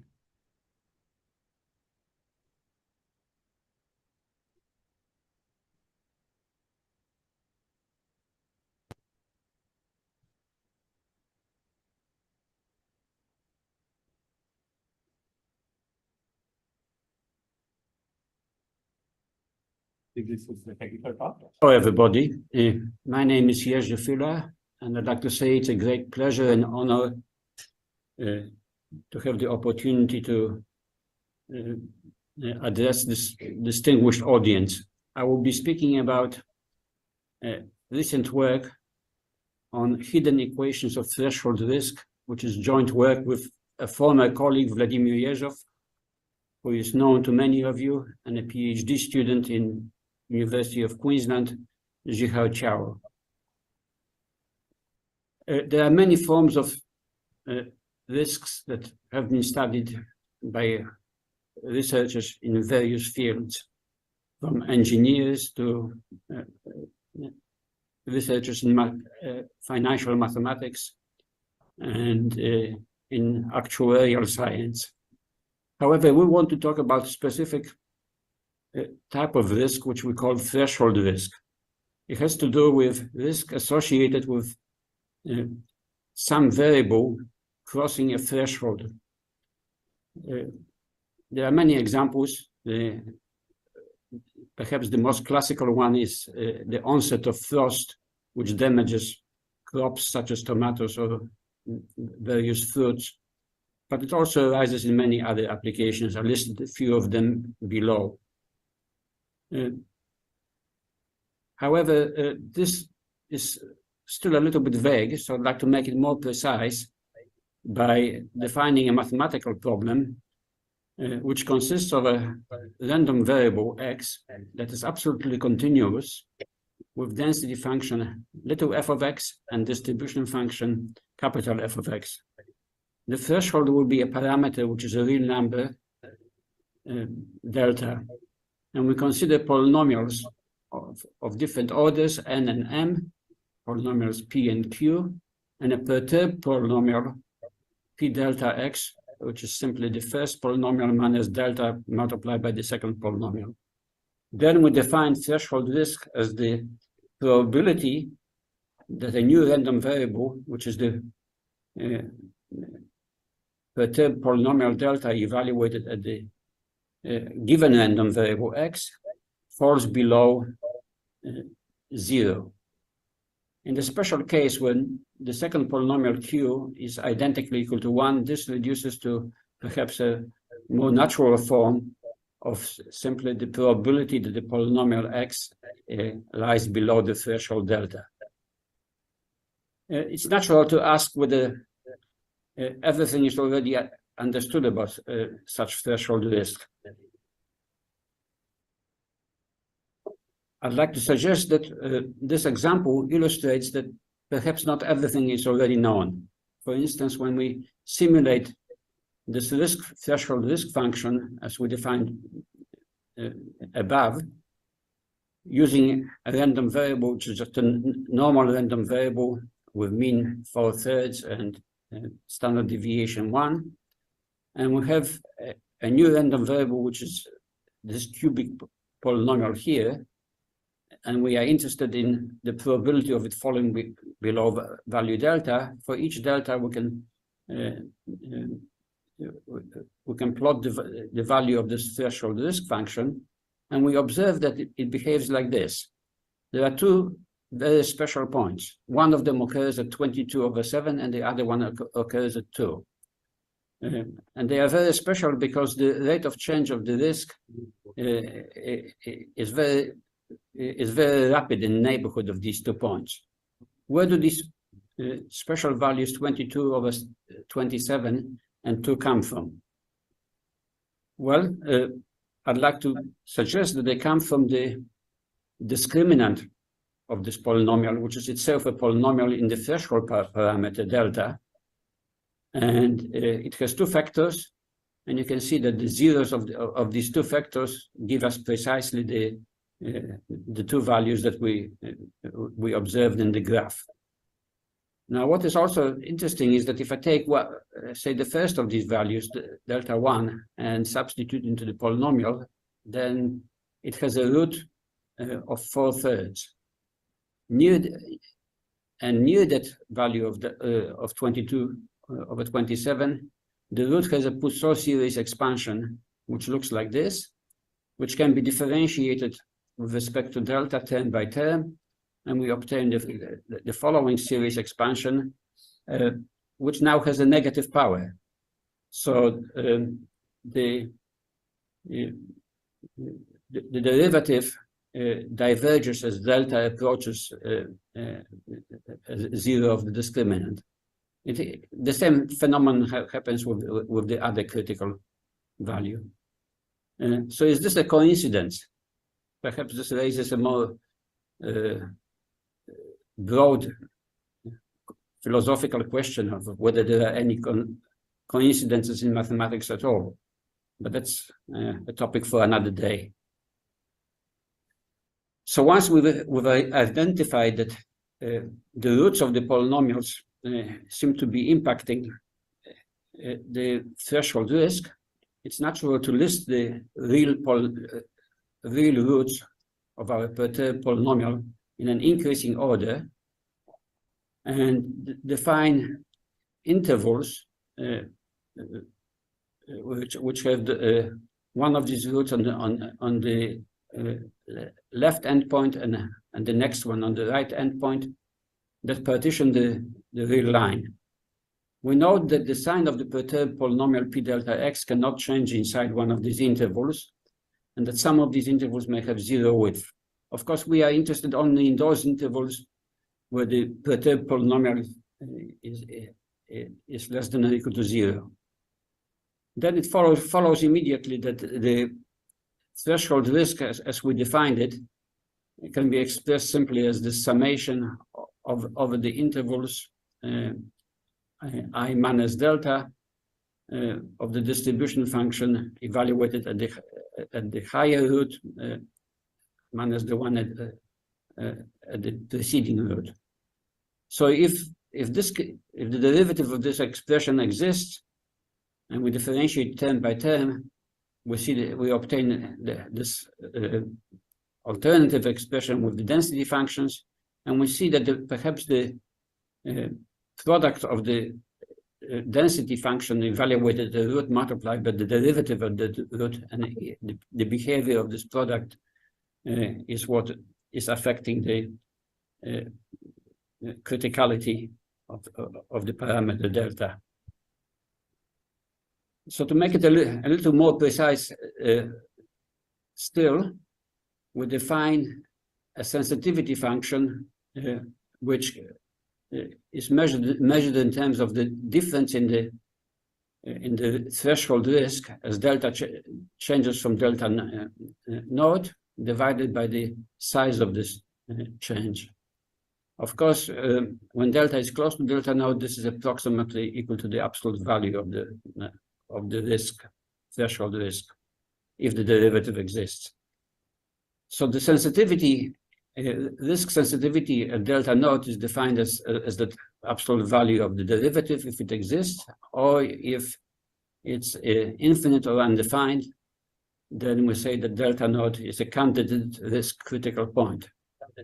And finally, we say that delta naught is a risk critical point if there does not exist a neighborhood of delta naught such that the sensitivity function is uniformly bounded on the neighborhood. Namely, the threshold risk function is not Lipschitz continuous at delta naught. Okay, so now it's natural to think of the discriminant of the polynomial, of the perturbed polynomial that we are studying, which is given by this product of the leading coefficient taken to the power 2n minus 2 and the product of the difference between roots squared. It's easy to check that in the case of a simple quadratic, this definition of discriminant reduces to the familiar b squared minus 4ac. It's also important to note that the zeros of the discriminant are achieved by either the leading coefficient being 0 or by the presence of repeated roots, which make this product equal to 0. So the result that follows from these observations is that the candidates for critical threshold points are solutions of one of two equations. One is that the 0 of the discriminant at such delta values that the leading coefficient is not 0, and the other one is when the leading coefficient is 0. We call them hidden equations because until you've calculated the discriminant of the perturbed polynomial, you wouldn't be aware of them. And of course, the problem of calculating the zeros of the discriminant is equivalent to finding the zeros of the determinant of a Sylvester matrix. Now, this can be extended to more complex functions such as rational functions. If we are interested in the probability that a random variable, which is a ratio of two polynomials, is less than the parameter, the threshold delta, then by cross multiplying this inequality by the denominator, we still obtain something which is really driven by the perturbed polynomial that we have been studying up to now, px minus delta qx. But of course, the sign now depends on the sign of the denominator. Thus, the situation is more complex than what we looked at before because we now have two sets of root intervals those which depend on delta defined as before, and delta independent sets of roots, which are the roots of the polynomial that is the denominator of this rational function. And of course, the overlap of these intervals is very important. But conceptually, the analysis can proceed as before. In fact, it is possible to obtain the following result, which is analogous to what we had before, that the risk of this ratio, rational function being less than delta, is very sensitive at critical points, which are a subset of the zeros of the discriminant of the perturbed polynomial. Now, even in the simplest case, when the numerator and denominator are linear polynomials, there's some interesting things that happen.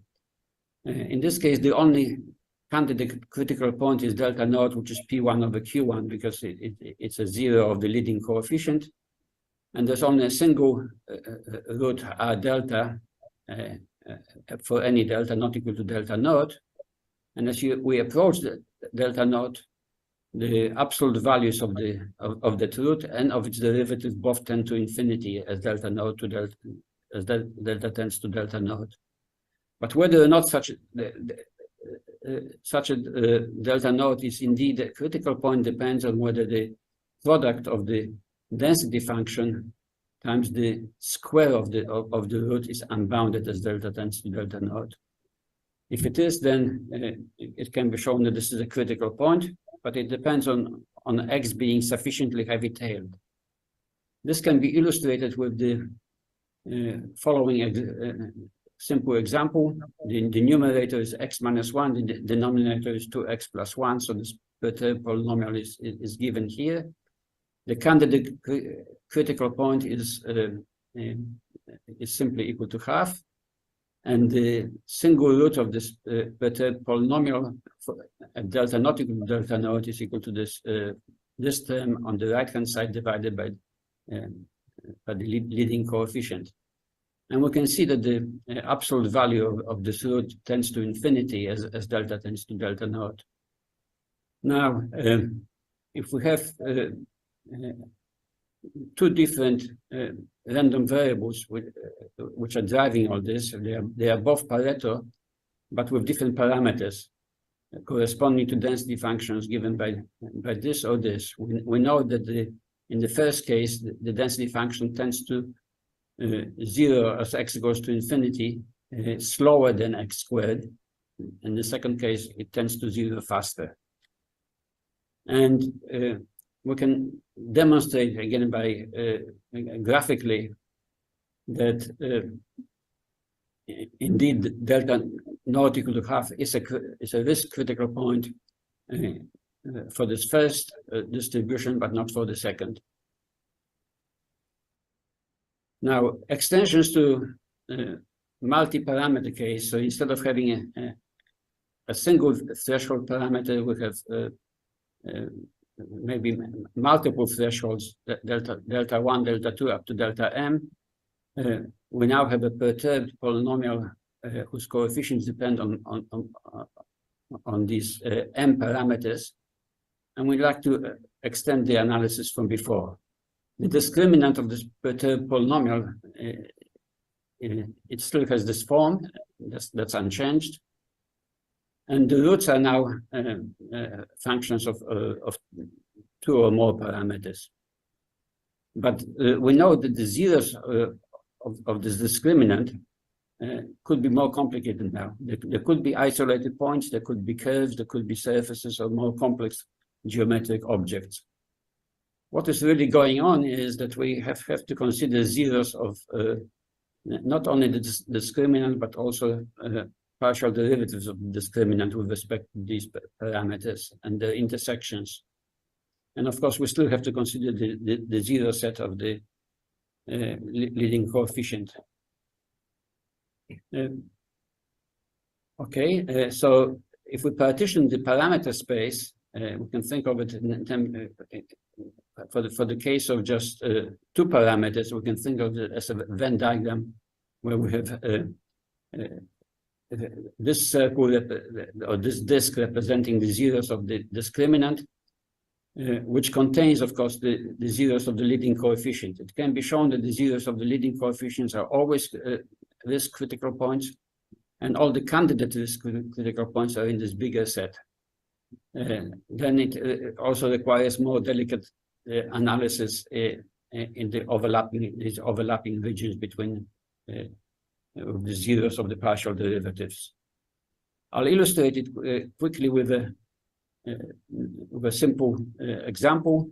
Here we have a polynomial, a quadratic, where the coefficients depend on two parameters, and we define the risk as before. We know that, for instance, the zeros of the discriminant have two components. It's a union of two straight lines.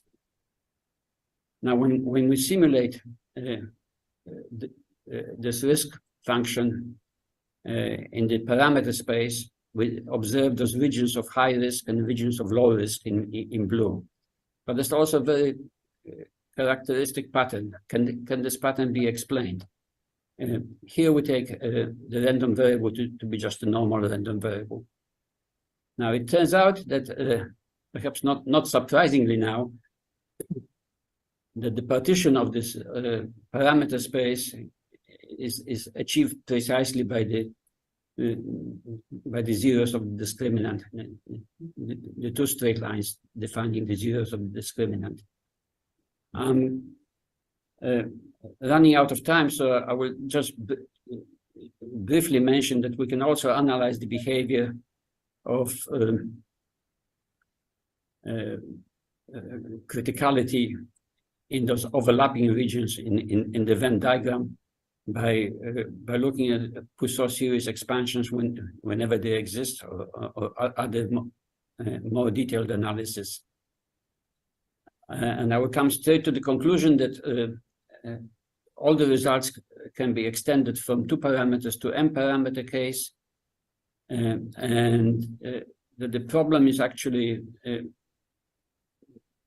broader than just the risk sensitivity problem. It really has to do with the sensitivity of the roots of the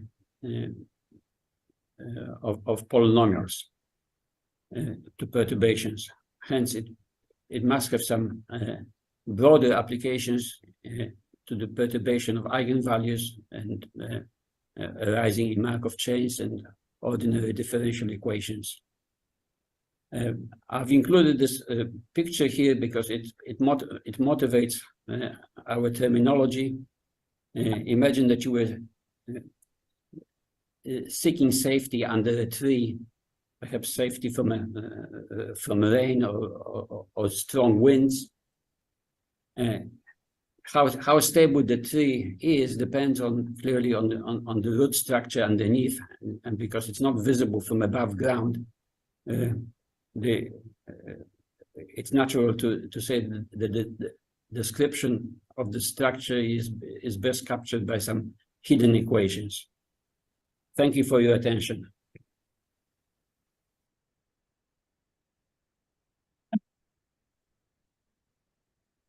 From audience, is there any question? I'll take just one question. Yeah, yes. Anybody? Please come forward and place camera. Anyone? Somebody said yes. No? Okay, sorry. Then, if that is the case, then Professor Raghavan, can you hear me? No, you'll have to unmute.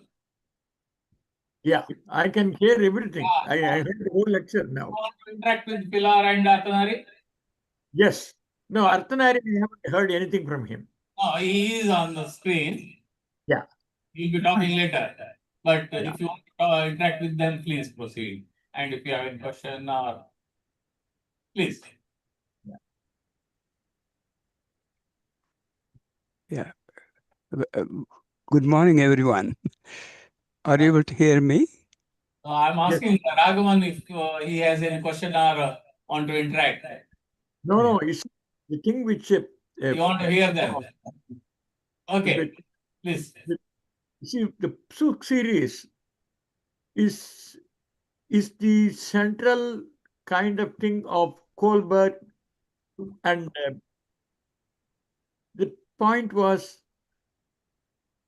understanding stochastic games value, especially for the undiscounted case. The Suk series became quite central there, and the deviation between that and the kind of research which we were trying to do was to look for cases where we can solve the problem using standard known techniques like linear programming or linear complementarity, everything kind of that's where we were, our directions changed, even though theoretically it is very central. And since Yeji also had written the book, he had gone through all the details of what people have done, especially with Kohlberg's work. And I'm amazed at the way he is. Of course, when you can see, he can take the examples through which he can show the importance of a concept. He has no fear of going into the details of the analysis.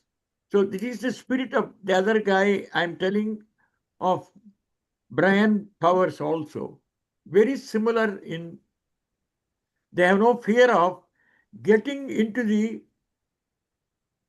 deeper and deeper aspects of the analysis.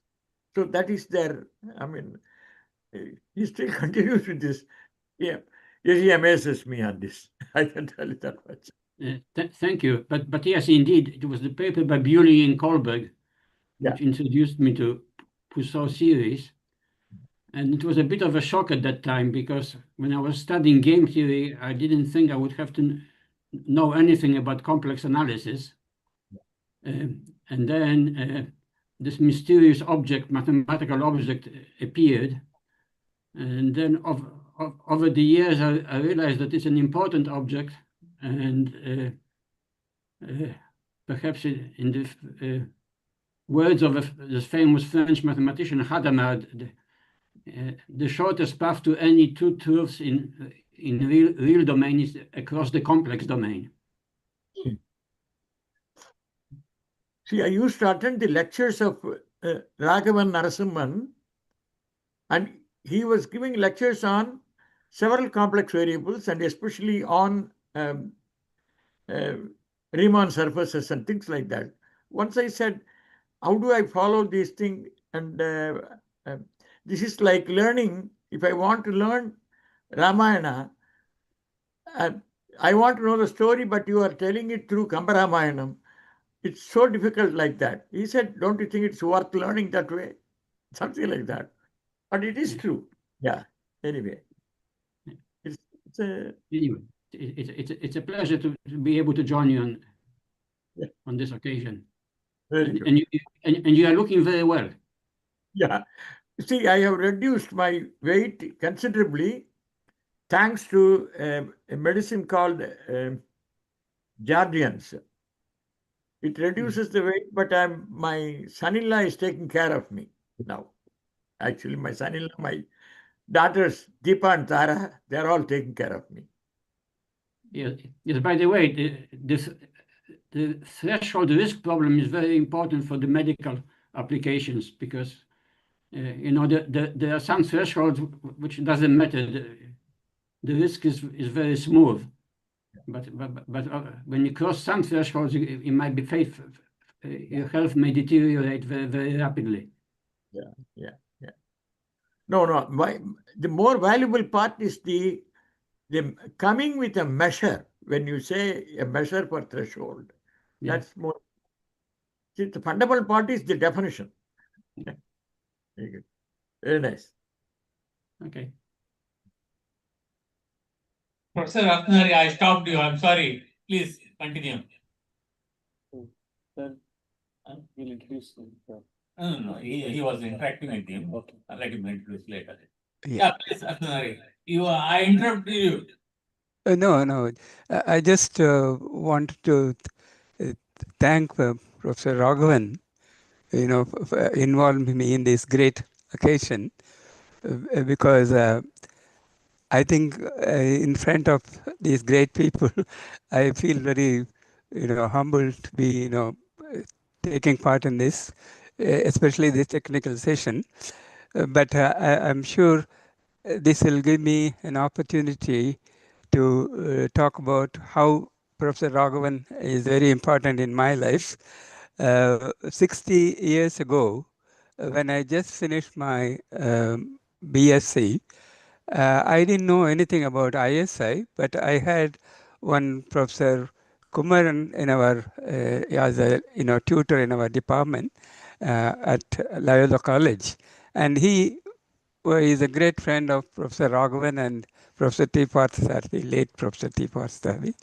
And he visited Calcutta and he learned from them that they are going to start a MSTAR program after BSc.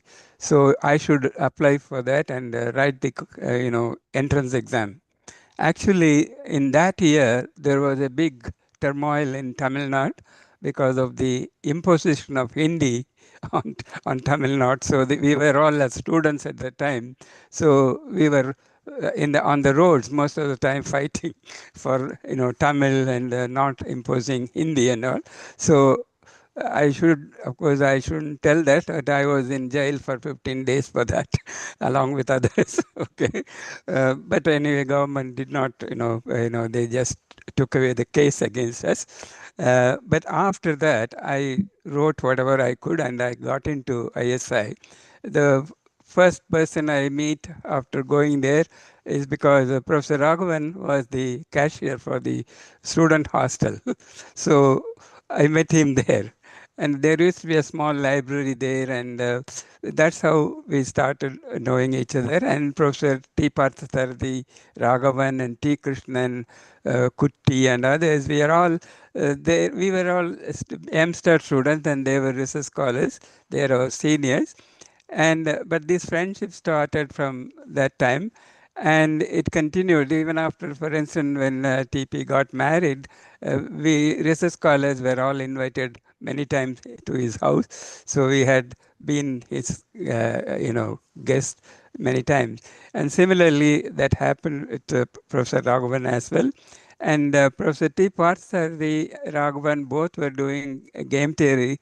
They are researching two-person games and other related things. And actually, we were very lucky because we were taught dynamic programming by Professor A. Maitra and game theory by T. Parthasarathy.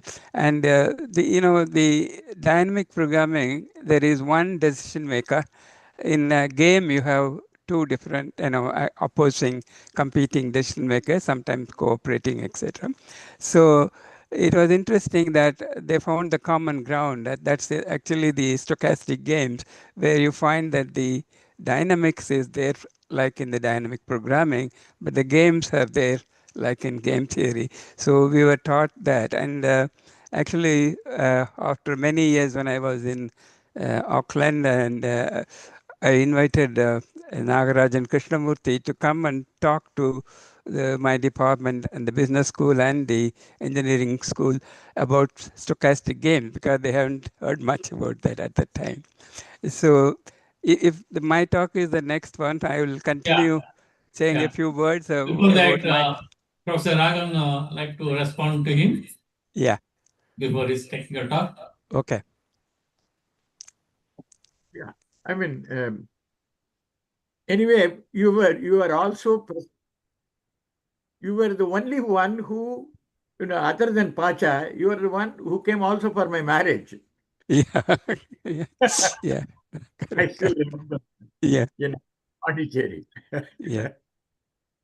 Correct. Anyway, he was, you see, Arthanari was also an expert in making some artistic kind of, what is it called? I have forgotten. Collage. Collage. Paper Yes, collage. Yeah. paper collage. And Okay. So he, um, we need to find things which are interesting. Is in the case of, I can tell you something about Arthanari. He was, were you in Africa for a while? no, Iran. Iran. Yeah. Yeah. See, because I left ISI by 66. Yeah. And then when Ashok Mitra came in 65, Yeah. and Pacha left in 67 or 68, 67. 68 maybe. Yeah. So we were meeting back and forth kind of Yeah, thing. that's right. Yeah. So Now, we were also responsible for arranging the, this was a conference in Bangalore. yes. And then I wanted especially some music program. My heart is also partly into music, you see. Yes, you are. Yeah. And Shashank or somebody, you were able to arrange for that one. Shashank with Mysore Nagaraj and Manjunath. That Manjunath is different from our Manjunath here. Anyway. Those are Okay, great. can we go to this technical talk? Yeah. Yeah. So I just finish a few more words about my. Okay. After that, how, he will introduce you and you can continue yeah. with your Okay. technical talk. Okay, please proceed. Yeah. So see, I was interested in game theory because of these teachers, and I also did a diploma in operation research, and my thesis was on compound simple games. And in those days, you had to do some research as well as do some applied work. For applied work, I did 2 projects for Professor Mahalanobis. He gave 2 problems. One was in his press. That's about, he has to buy more lead because this press was given by Russian Academy or some, it's called Eka press. And they used to, have the melted, types to typeset. So he was asking us why that they have to buy more and more lead, what was happening. And so that was an interesting operation research problem, but actually it turned out that he is responsible for that because he was always asking his papers, whatever was composed, should be kept there and not dismantled. So naturally, when those types are not reused, they have to buy more metal for making new types. And of course, some of the workers might take away some pieces from the galleys which were kept, and slowly they were losing the metal that way. So that was one problem. The other one was he wanted us to reduce the overtime payment for the drivers. And we gave a good solution after using a lot of interesting OR and statistical methods, but it is not implementable because the union was very strong. So he could not use that. Anyway, that gave us my diploma in operation research along with this work in compound simple game. But the whole thing changed. My interest in game theory could not be continued because Professor C.R. Rao, who was the director at RTS at that time, he said, you are learning operation research and you cannot just do theory, you must go and apply that. So he sent us to one of the SQC units at the time at Chennai, Madras, and they said we don't have any OR problem. For 6 months, I couldn't do anything, but they were writing some books in Tamil on, quality control.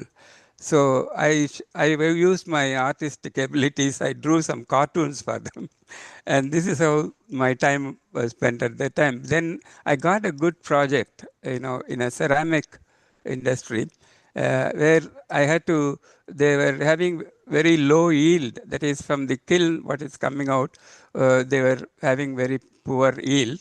So that has to be improved. That was my first project, and after working with that, and it's very interesting that in India at that time, the only computer we had was in ISI.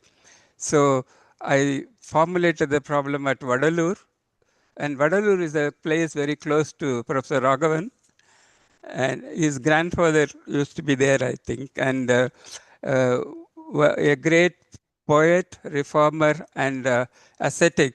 Vadalur Ramalinga Adigal used to go to Professor Raghavan's grandfather and have discussions on matters relating to spirituality and things like that. So in that place, there was a ceramic factory, and I was actually, I should tell another truth here.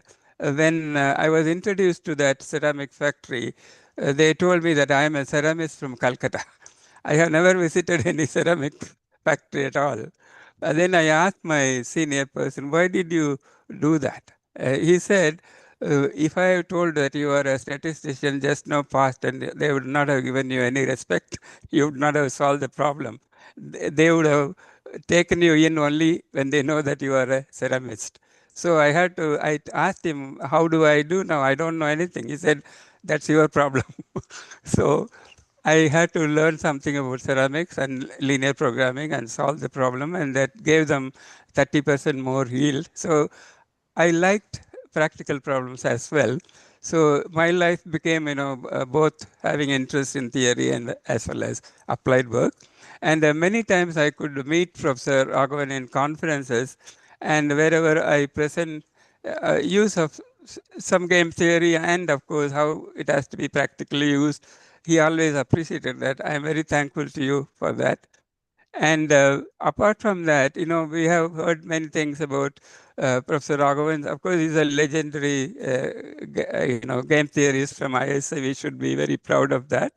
Apart from that, his interest in music actually created interest in us also, that we learned about Carnatic music, learned about Hindustani, and with Krishnan having all classical, Western classicals. It is a nice thing to get interest in music, and that happened in ISI when we were there.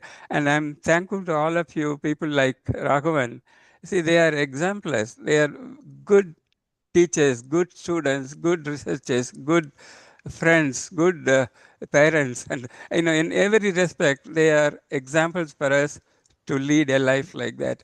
And I would like to now say that Varga Pallande in Tamil, it means that he should live for many more years to give us this guidance. Thank you, Professor Raghavan. Thanks for your nice words. Now you will be introduced to the audience. And shall we keep your talk little shorter so that people are waiting? Okay, please introduce. Yes, so it's my honor to introduce Professor Thiru. So he's from the University of Auckland, New Zealand, and his expertise lies in operations research, combinatorial optimization, and supply chain management.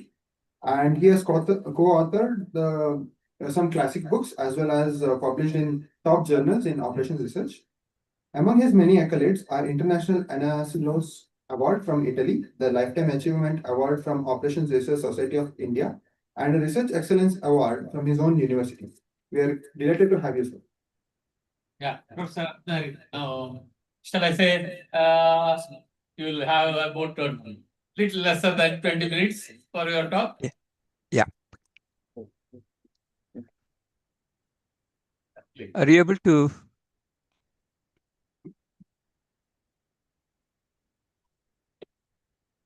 We could only hear you. Yeah. Can I'll you share. share? I will share the. Are you able to? Are they permitted? Yeah. Are you able to see the slides? Not right. Not.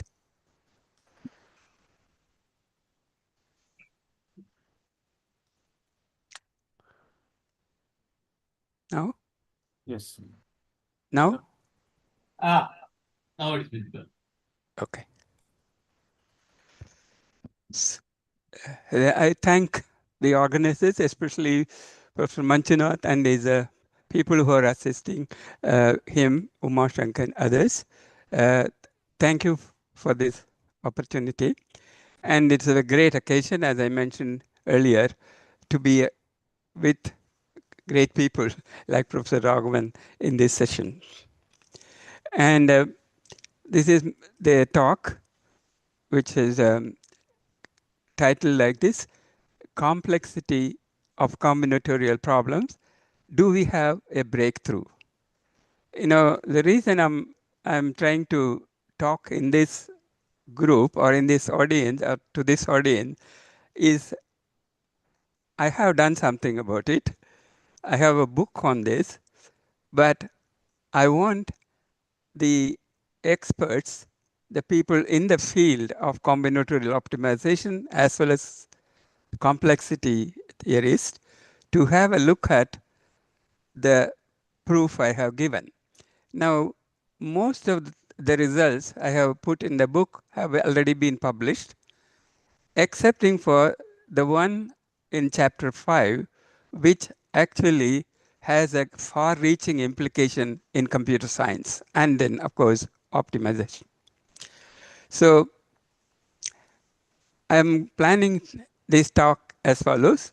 I will talk about what is meant by membership problem, because we are talking about optimization, but what has got to do with membership problem? So I'll try to explain that.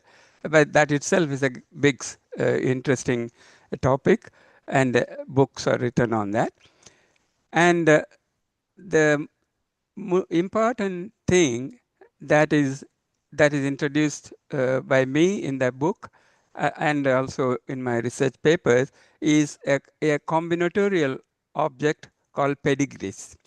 So I will take some time to explain what are pedigrees, so that it's very simple concept. So that's might keep interest for many more people, researchers, especially young researchers, to take up this area to do research. Then the computational complexity of combinatorial optimization problem is very well known, because I don't have to talk to this audience about that, but still I'll briefly tell that to introduce to some who are possibly new to this area. And I will sketch the new framework I have worked out in the book for checking the membership in pedigree polytopes. And what I'm saying is that this membership problem can be solved polynomially. And that has got far-reaching consequences, because this problem is connected to one of the difficult to solve problems in the NP complete class, or NP hard problem, the traveling salesman problem. So finally, of course, the conclusion, then I'm more interested in questions, etc. So I'm trying to take the part of the book which has not been published in a research journal. You may ask, why did I not publish that before going to the book? Because I was trying to do that, and it is very unfortunate that many people were not willing to review that because of the consequences. So I thought I can't wait too long. So, and the publisher also had to spend 1 year to get some good review before he could go for publishing. So that is the context in which I am presenting this. Say combinatorial optimization problems are part of this mathematical optimization problem, and they have they are useful in many studies: operations research, algorithmic theories, and cooperative game, computational complexity, artificial intelligence applications are there, machine learning, and of course it goes on in biology and everywhere you can see. And of course, every day such problems are being solved in the industry. You may ask then, if that is solved, why are we still talking about this problem? Because practically what they are doing is with certain amount of basic knowing the structure of the problem and knowing certain heuristics that work, practical problems are being solved, and very large problems are also being solved.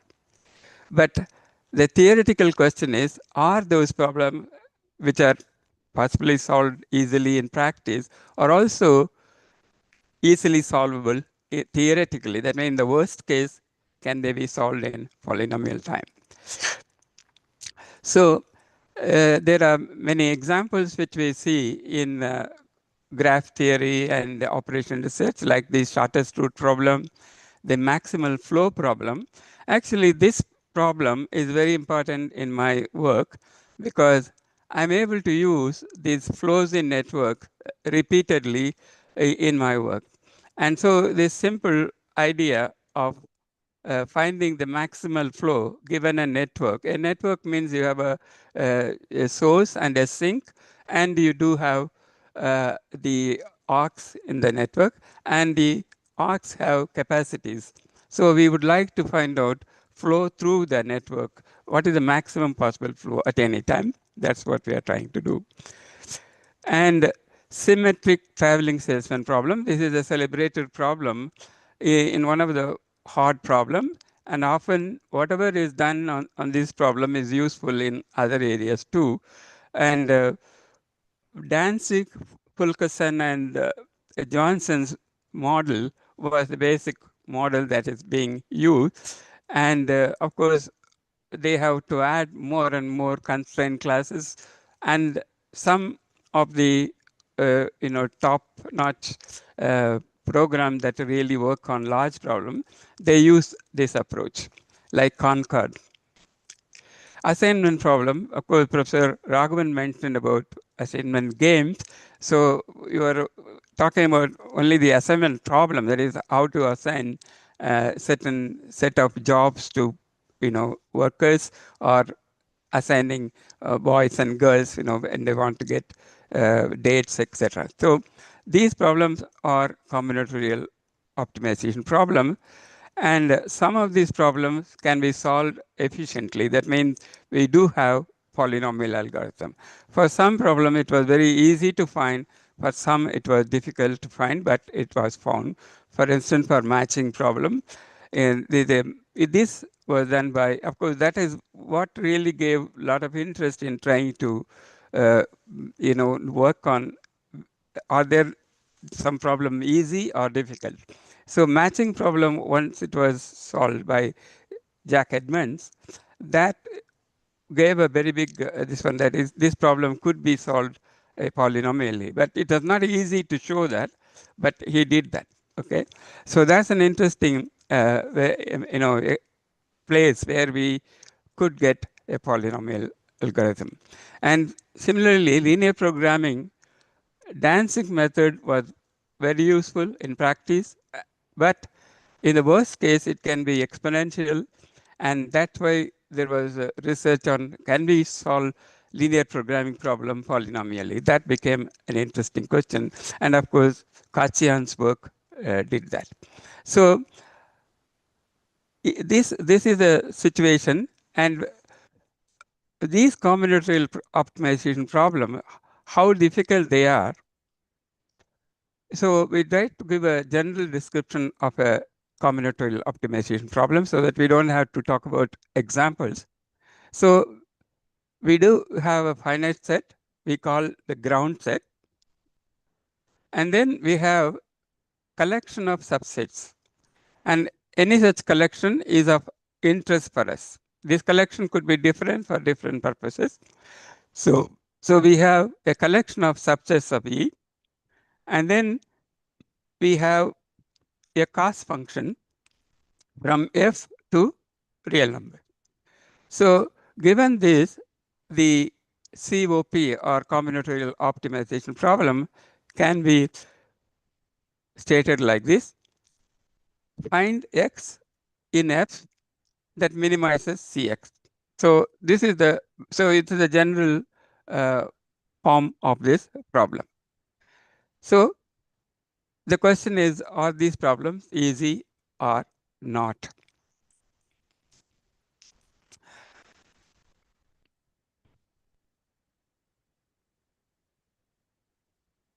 Soon after, the seminal work where we learnt about P, NP, and NP complete, etc.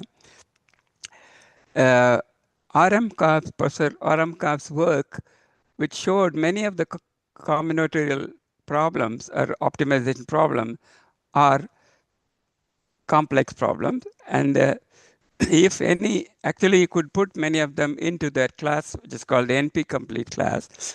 And if any one problem can be solved in polynomial time, all these problems can be solved polynomially. That's the, work by, which we Cook's work really gave that problem. That was in 70s. This paper actually made many OR problems are in that, like integer programming is in that.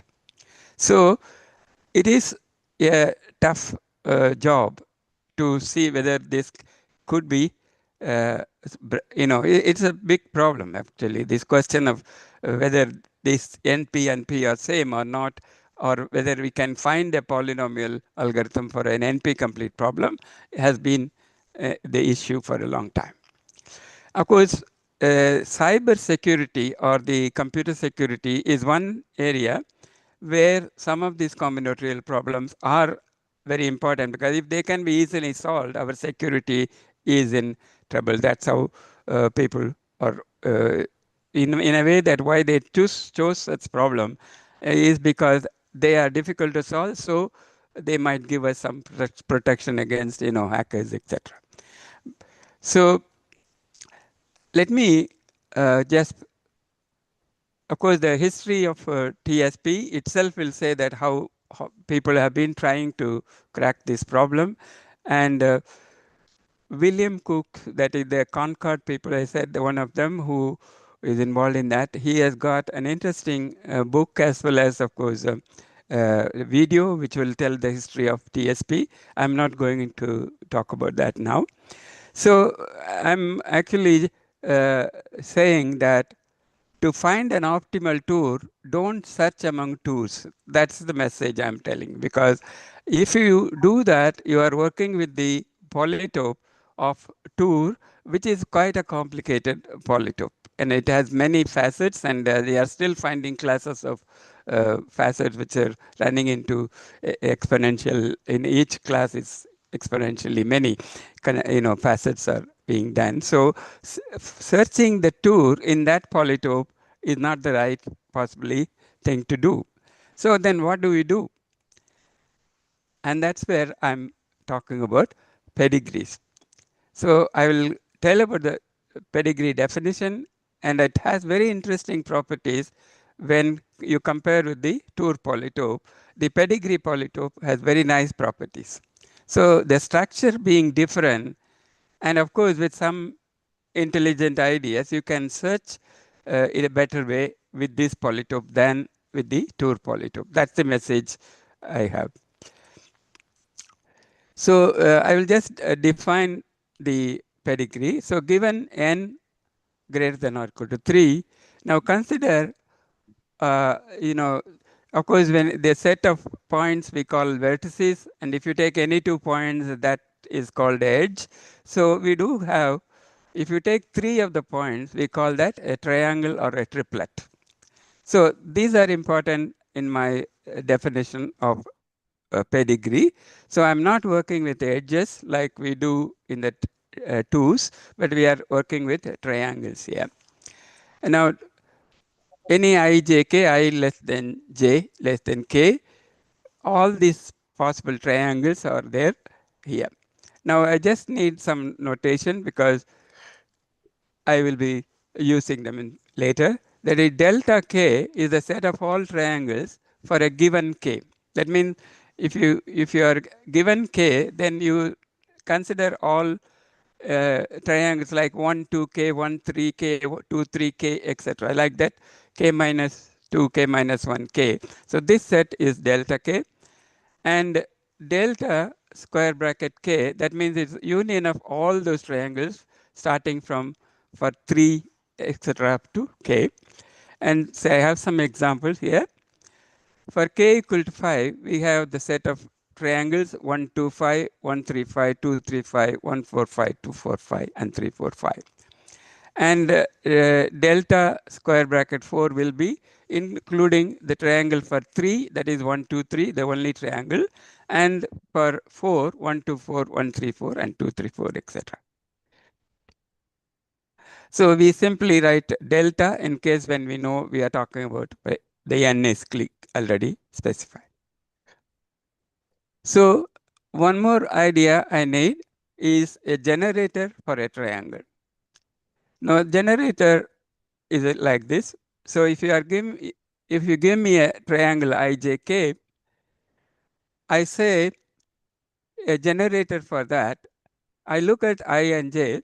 If I and j is a subset of 1, 2, 3, then 1, 2, 3 is the generator for that.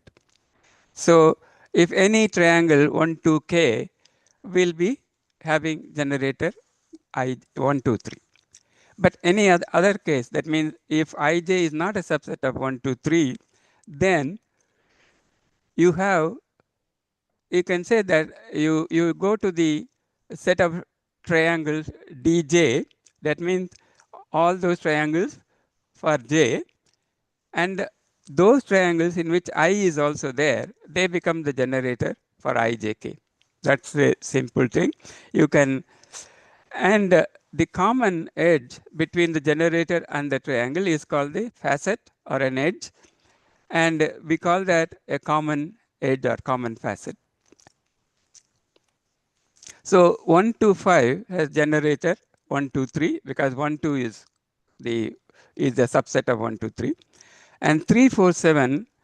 The set of generators for that is all those triangles for 4 in which 3 is appearing. So 1, 3, 4 and 2, 3, 4 are the generators for that. So 2, 5, 7, the generators will be all those triangles for 5 in which 2 appears. That means 1, 2, 5, 2, 3, 5, 2, 4, 5, etc. So this is all we need, the concept of generator and this triangle. Now we can define pedigree, and so we can now consider a directed graph in which the nodes are all triangles, all possible triangles for a given n, and the arcs are given by uv, where u is the generator for v. So now we have a graph in which the nodes are triangles and the arcs are given by, if u is a generator of v, we have an arc in that. So this is the graph we are talking about, and in this graph we can now define pedigree. So in this set D, the root is 1, 2, 3, and then for each k we take one triangle. From each k one triangle is taken in such a way that each of the triangle taken has a generator for that. So for instance, if I take 1, 2, 4, I have 1, 2, 3 as the generator, so that is fine. If I take now 2, 4, 5, it has a generator because 1, 2, 4 I have just taken. So what we need is a sequence of triangles such that they are connected in this particular way. That is, the first triangle is 1, 2, 3. The second triangle is having a 1, 2, 3 as the generator. That is a triangle from 4. Then the one is for 5th, etc. like that. So it is a sequence of triangles and connected in this fashion. So you may call it a chain. And the common edges all have to be different. That's the main thing. That is, you cannot use the same common edge twice. Okay, so that's the only, that's the most, you can say, important or crucial condition. So let me take some example. So actually, this definition itself has a nice property, because if you want the sequence to be a pedigree for n, and if you take up to n minus 1, that also has to be a pedigree for n minus 1. And so if you take up to 4, that has to be a pedigree for 4. So this property is a very important property, and I'm calling that a stem property. So let's take some example. For instance, is this pedigree? Because 1, 2, 3, 2, 3, 4, 2, 3 is available. So this is a pedigree for 4. If you take 1, 2, 3, 2, 3, 4, 1, 3, 5, 1, 2, 6, is it a pedigree? 1, 2, 3 is a generator for 2, 3, 4. And 1, 3, 5, you have 1, 2, 3 as a generator. 1, 2, 6, 1, 2 is the generator. And all the common edges are different. 2, 3, 1, 3, and 1, 2 are different. So that's a pedigree. So we can go through other examples. So I'll skip these examples for want of time, but I can. It's available in the book.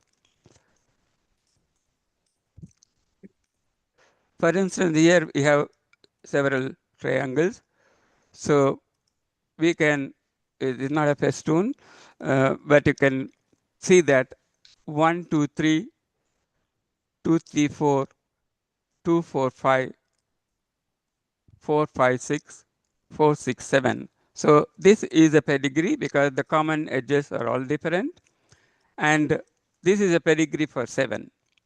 Now, it's an interesting thing to notice when I am considering this pedigree, look at the boundary of this. I mean, this is actually, we are having a simplicial complex. Actually, we are dealing with 2 simplexes, etc. Now, if you look at the boundary 1, 3, 4, 7, 6, 5, 2, 1, that is a tour. So there is a connection between pedigrees and tours. And we can show this. Actually, there's a one-to-one correspondence between pedigrees and tours.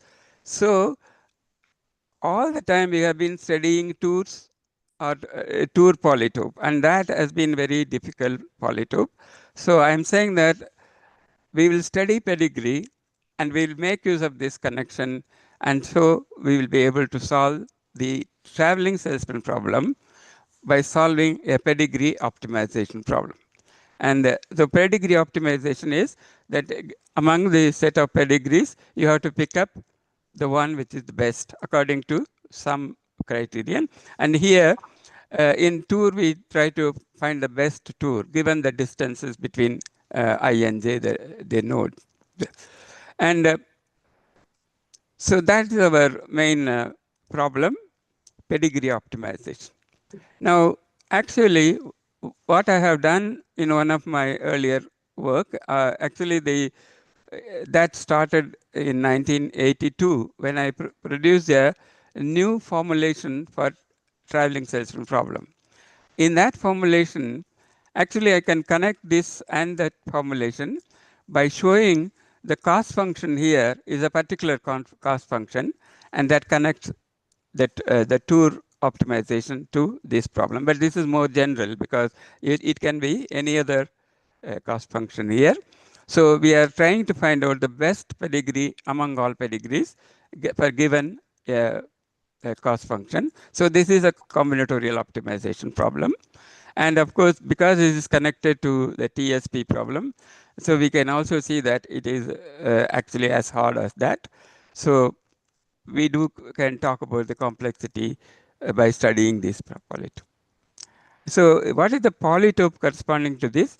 If the extreme points of that polytope are pedigrees, that means we can take a pedigree and represent that as a 0, 1 vector. But because each subset we can have, for instance, whichever triangle is picked up for each k, we can have a 0, 1 vector for that. So we do have a NC3 size, vector 0, 1 vector, and that can be one of the extreme points. So we can consider the convex hull of that, and that is the polytope we are studying.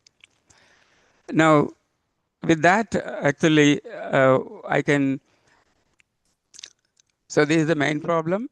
And of course, why do we study this? I give the motivation. I said how I am connecting it to a traveling salesman problem. And an interesting thing, I'm going to study the membership problem for this polytope. Why? Because we know from the geometric algorithm, this is a great work in, I would say, for complexity theory as well as for combinatorial optimization. Groschel, Schreiber, and Lower, this book is a wonderful book, and I mainly chapter 5, 6 talk about what I am trying to say briefly here. That is, the membership problem is, given a point, is it inside the, or is it belonging to the convex set or the polytope? That is the question. That is the membership question. And actually, while learning game theory from you people, TP and yourself, we first learn about separation theorems, because given a point and a convex set, how do we separate? Can we separate or not? Is it strict and all those things? So the next question is, if you know the point is not in the polytope, find a very tight one, or what we call facet defining hyperplane, so that the point and the polytope are separated. And then you can do this. Then of course what Kachian has done is, by using the separation problem many times, you can solve the optimization problem. That's how it goes. So we know the connection between membership separation and optimization, and that is what these people have done. That is, if the membership problem can be solved polynomially, then you can actually solve the separation and optimization problem polynomially. That's the point. So we will be making use of that result. So,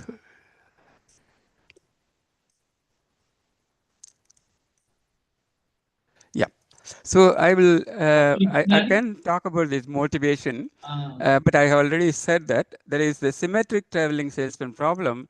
It can be posed as one pedigree optimization problem.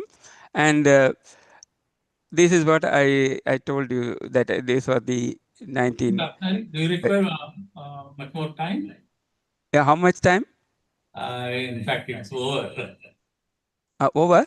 Yeah. Okay, because I have made my point, so I need not go through the what I say, the details of the proof I have given. What I have done is, I have shown the membership problem for pedigree polytope can be done in polynomial time, and for that I have given a framework, and this framework I came out with studying where we have failed, where it becomes not polynomial. That means where it becomes exponential, the algorithm becomes exponential. I was studying in the case of simplex method, in the case of, how Jack Edmonds could achieve that. That means, see, you should know the structure of the problem well. Also, you should have clever enumeration system, not complete enumeration or partial enumeration. The partial enumeration will lead to exponential this one, but you should avoid this. So that is what I have given in the framework. So as I said, the stem property is very useful here, because if given x has to be in the convex set of all pedigrees for n, it has to be, if you take only the portion up to 4, that must be in that polytope corresponding to this pedigree polytope for 4. So we can actually go step by step. That is, if it fails anywhere, you don't have to go anything further. But if it is successful, you go to the next step until you go to k equal to n minus 1. By the time you will know whether it is in or not.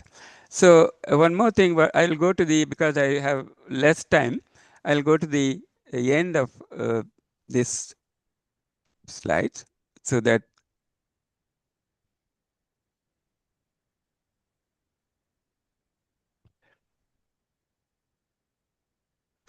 so this book in chapter 5, I am explaining how this is. Then one thing I do is that instead of working in the dimension of NC3, of the order of NC3, I just try to work on a two-dimensional, this one, where you are solving this bipartite flow problems. As I said, the flow problems are very important in my work. So I take first, for instance, for stage 4 and 5, then 5 and 6, like that it goes. But every time we are creating a network and a bipartite problem. And if the problem is feasible only, we go further. Then we solve what is called a multi-commodity flow problem, where we don't need integer restriction, but just a linear part of it, which can be solved efficiently. So with that, we are able to show that the framework will not take more than polynomial time. So every step of the thing, every construction, I have given proof validating that. So what I have currently done is I am also having a video channel where I am explaining this to people who want to learn that. And I'm also writing a paper for one of the journals in combinatorial optimization to publish the portion that has not been published earlier in any journal, so that I can invite experts comment on that. So this is the main story, that is pedigrees are new concepts. Pedigree polytope is far different from the Tour polytope. Instead of digging at the Tour polytope, that's what most of the algorithms are doing. We must be working with pedigrees, and that's the reason I thought I will take this opportunity to ask this question: are we having a breakthrough?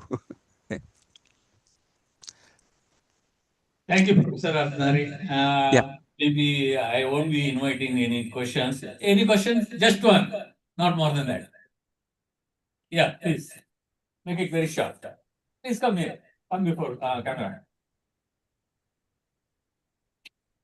Come here. Yeah, just short question, sir. I'm very into pedigree. So, what is so special about this triangle among all polytopes? Is there any geometrical properties which triangle possess and not other polytopes? Huh? Can you repeat the question? I couldn't hear you properly. Yes, sir. So, what is so special about triangles to define pedigree, not other polytopes? Oh yeah. So see let me you understood what I meant by the pedigree polytope. That means the triangles are not the corner points. It is the pedigrees that are the corner points of this polytope, right? Okay.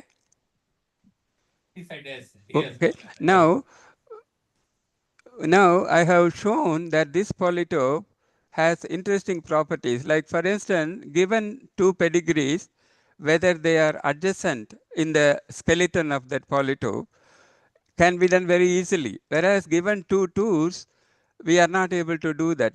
We know that it's an NP complete problem. Okay, so this has a different structure, this polytope. Okay, thank you, Mr. Ratnari. There are many waiting for greeting Professor Raghavan. Okay. Shivkumar is online. I'll give him first opportunity. Yeah. Shiva? Ask him to stop sharing. Professor Ratnari, please stop sharing the screen. Yeah. Shiva, can you take just 1 or 2 minutes to... Sure, I can understand. Yeah. Thank you, Manjunath and Professor Niyogi, for this opportunity. It's a pleasure to be participating in this special session as well as in the conference. I was hoping that I'll be able to meet Professor Raghavan in person, but it's all right. At least I could do this. Of course, Raghavan's mathematical contributions, I am sure, must have been mentioned by the others, his students, his compatriots, colleagues. He was a tall mathematician in game theory and has made pioneering contributions. I came to know Professor Raghavan through his IIT Madras visit. So whenever he used to come to Chennai, he would send a mail immediately, and we would organize a conference, and we have been doing this for several years. It's always a pleasure to listen to Professor Raghavan excited telling about his recent works. I would like to mention this Gurukulam.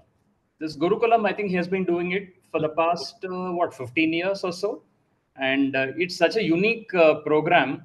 Um, I mean, it is so unique. For example, I am sure the most of the funding was from Professor Raghavan's pocket. It's a logistics nightmare, because uh, every now and then you have some girl students participating, where to house them, and having a cook, preparing a vegetarian meal, and it's such a logistic nightmare. And it's a unique program, and he appropriately called it Gurukulam. So the one that we used to have in our ancient times.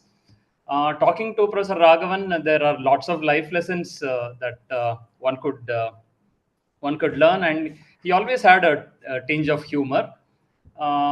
Professor Raghavan was an emotional person. I have seen that on many occasions. For example, when we went to the Ganga Aratrikam for a conference in Varanasi, uh, he was moved to tears. I have also seen that on other occasions. I think being emotional, I think is important. I have not seen that in many people. Professor Raghavan is one exception. People have mentioned about his music. I do not know if anybody has mentioned about he starting this Chicago Tyagaraja Aradhana Festival in Cleveland, right? And for many years, he was a founding president, and it's what about running for about 3 decades, 3.5 decades, and hats off to that contribution, spreading this culture tradition of our country, India, in North America. Um, uh, uh, I think with these few words, I would like to once again thank the opportunity given to me. And Professor Raghavan, I would like to wish Professor Raghavan many more years of papers. Just last one sentence about. Yeah, I am done. Last one sentence about Manjunath. I think this Guru Parampara thing that he has been doing is commendable. Honoring Professor Bapat, Masimo, Professor Raghavan, Professor TP, etc. I think that's remarkable. I think the mathematical culture in the country in the past 10, 15 years, I think that has changed quite a bit because of Manjunath's conferences, that he has been tirelessly, relentlessly organizing. I would like to thank the opportunity and stop here. Yeah, Professor Niyogi, you want to talk something? Please come. So I met Professor Raghavan, I think 1997. So I was accompanying Professor Mohan along with him. So he just introduced me, and I still remember his words. That he's as innocent as Mohan when I look at him at first time. So I still remember his comment. So those days that I was also looking at his switching control formulation, where they are trying to solve two LPs, and I was trying to put both the LP back into one LCD so that their back and forth doesn't happen, and we get a solution. And I was also looking at his that beta discounted switch that one player control game, and we did something, and we are able to give a formulation and all. And later on, for the undiscounted case, which we dedicated to ARP. So these papers are along T. Parthasarathi, myself, S.R. Mohan, and T. Parthasarathi. And we remember that we could extend one of the case that which was done for the undiscounted case, we extended for the other one. So from that onwards, that we started looking at his work, and in fact we went through that entire contribution, and we became more and more interested in stochastic game theory. We are concentrating on the computation. So we are really that gained that whatever his contribution throughout his life, that on stochastic games. We have really gained, and we are still hoping that there will be some breakthrough, and which we tried to work towards the last few years, and we are looking at our last that paper which we are working at. We hope to finish it. My best wishes was Raghavan, and he's 85 years. I think he should continue up to 1995. He should be able to come if possible, and we'll interact with him, and our students will benefit. Yeah, Professor Murli, please.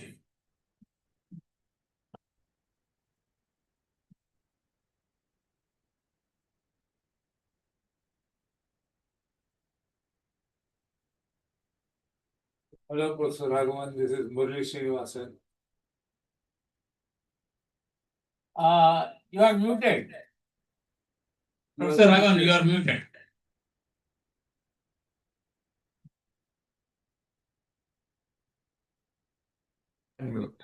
Oh. So as yesterday I was boasting here that among all the people here, I was the one who has seen you the earliest. I met you in 1984 when I joined UIC as a graduate student. And another thing I was recalling is 3 courses were very useful during my PhD time. One is Pellet's course on network flows, Brualdi's course on non-bipartite matchings, and your course on non-negative matrices. At that time, the book was in preprint form. You distributed it in our class, and we had a course on the first 3 chapters. So those 3 chapters actually proved, those 3 courses proved very useful for me in my PhD thesis and also for some time afterwards when I used to work in combinatorial optimization. So I wish you a very long and healthy life, and may you continue to be productive. Thank you. Professor Hemchandra want to take. Please come.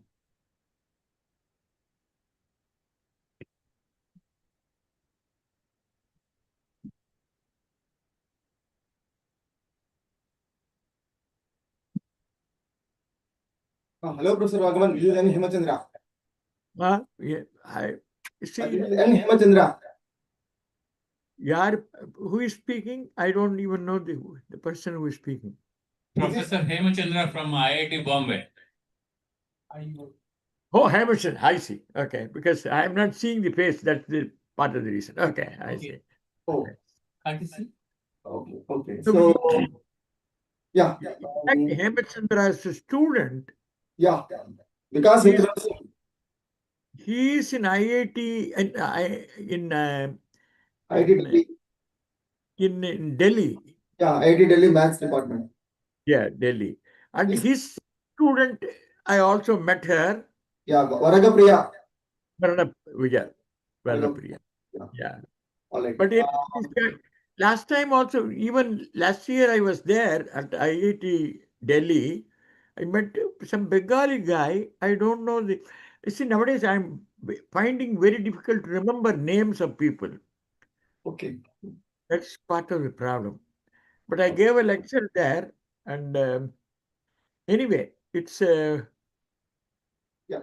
So I definitely enjoyed my visit to IIT Bombay to give an idea about what various students have done and things like that, and especially on stochastic games. Yeah. And, you made an excellent arrangement for me. Okay, thank you. The context in which I want to thank Professor 20 years Raghavan is that maybe around 15 years back, we came to know about this vast body of work by many people, particularly T. Parsardi and T.S. Raghavan. That is due to Vikas Vikram Singh's thesis. This is actually titled Some Contributions to Stochastic Games. And basically at a very high level, some certain sort of stochastic games are identified where the set of Nash equilibria of them will be in one-to-one correspondence to the global minima of certain non-convex optimization problems. That is the context in which we came to know about it, and we are and your work and they made a lot of difference to us and are important. And the other context in which I want to comment about you is that in spite of his scholarly thing, by nature he is a very humble person and very helpful person. And many subsequent students have attended the Gurukulam that you have been conducting for many years. My own students and many other students from my IE1 department at IIT Bombay. In fact, the last one we hosted that was referring to was the Gurukulam we hosted in February. In the previous talk, I think some of my former students, Awad has shown a picture of that. A lot of students are there, and some are still here. I think, yeah. Okay, so we wish you. I mean, I also wish you a very and healthy and productive life ahead, and best wishes for your 85 birth anniversary, Professor Raghavan. Thank you. Thank you. Thanks. Sushmita, a few words, not too long. Yes, thank you for the opportunity, sir. Namaskaram, sir. Sushmita, I am so honored. I was very overwhelmed when you remembered my name while showing the pictures. So my association. No, just a minute. Don't try. See, Sushmita was there in the Gurukulam, and more interestingly, first she was dropped by her uncle. Chittappa, Chittappa, sir. Chittappa. He dropped her, and while going back, her father came, and then why can't you also join us for the lunch? He was very happy and everything. And I was really surprised. Suddenly, he came in a motorbike, and then Sushmita was driving the bike, and he was sitting in the back. So these are modern girls who are capable of so many things, and I want to be as successful as any of my other students. And thank you very much, sir. Thank you. Then maybe you have to find people like Anchal or Shriyoshi Banerjee to be together, and Manisha Padala. Two of you can work together, then you can do more work. You need somebody to talk to on the same topic. That's what you need to find. You have to. Sure. Wherever I recommend also many of these people, I write to them, please appoint the two girls together so that they can mutually, they can even fight with each other, they may be jealous or anything, it doesn't matter. It will improve the quality of their work, the competition. Thank Very you, nice. sir. Thank you for the Gurukulam opportunity.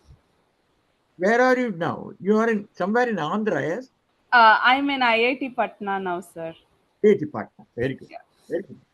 Very I nice. was in Andhra. Now I'm in IIT Patna. Very good. Wonderful. Wonderful. Very happy. Okay. Thank you, Manjunath, sir, for the opportunity. Thank you.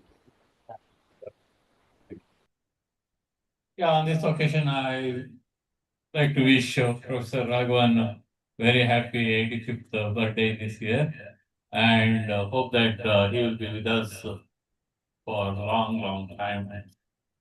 And please, I'm very grateful to you for you being here. I'm also thankful to Professor Pilar and Professor Athanari, Professor Bapat for being here. Thanks a lot. One more thing that I like to tell you. What is her name? From Kundapur? Now, I have to tell you one more thing to the audience. Please give me a chance. Yeah, Miss Samanvi will be coming in the afternoon, and she'll get few minutes to talk, and also may sing a song, isn't it? Yeah. See, when I was last year, when I was there, at 4 o'clock, I used to start preparing. And at 4 in the morning, Mrs. Manjunath will come bring coffee to me at 4 o'clock in the morning. My wife won't do. My daughters won't do. She would do. This is a remarkable couple. I became totally attached to that family. That, see, this is the kind of thing which Elsa used to do whenever I went to their place. So in many of these places I have found, you have to be part of that family. You have to be really feel as one among the family and be part of the family. That is essential. So the new generation must learn from some of these people, being part of the family. You are a like figure for us. You are not a third person. We are not doing any favor. You are always welcome. Thanks. I wish everything best for you. Yeah. Thanks a lot. Thanks, each and everyone. Shall we wind up this session? And I'm making everyone to stay here, and their coffee break is waiting. I'll proceed with the coffee break. With everyone's permission, I'll take leave. Professor Pilar, Professor Ratnari, Raghavan, everyone. Okay, Bye. thank you. Thank you. Thank you. Thank you. Thank you for including me. It's been a pleasure. Yeah. And Thank we wish you all the best. Thank you, sir. Thank you for coordinating the session. Now I'd like to request all the participants to break for the tea, and we will be back for the contributory sessions. Sorry for the delay. In another 15 minutes, if I have to tell you exact time. 11:40. 11:45, we'll start our contributory talks in the respective venues. There are 3 venues, as we have already mentioned. Over here, there is one session, and there are 2 labs we have already, yesterday you might have visited already. Those 2 labs are in the AB2, second floor, just beside each other only. So you'll be able to easily find out UG Lab 1, UG Lab 2. So there are 2 sessions. And one more announcement is today's dinner, whoever is going to be there, you have to inform us. So we'll shortly actually put up a poll in the WhatsApp group. So you have to say yes or no. Based on that, we will actually increase or decrease the food count. And for tomorrow morning, whoever is staying, the participants also has to give a separate poll. So we'll collect the information from you. And tomorrow morning, food will be served in Apurva mess, not in the regular food court. Until today night, evening, dinner, and until today night dinner, it will be served in food court too. Tomorrow morning, it will be served in Apurva mess. For the speakers, it will be there in the food court, which is there behind the international guest house. Okay. Thank you so much. Yeah.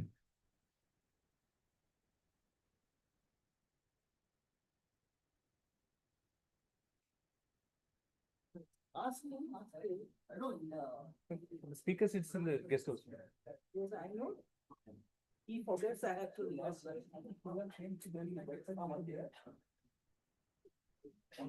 Slides. Yeah, so we can stop the video.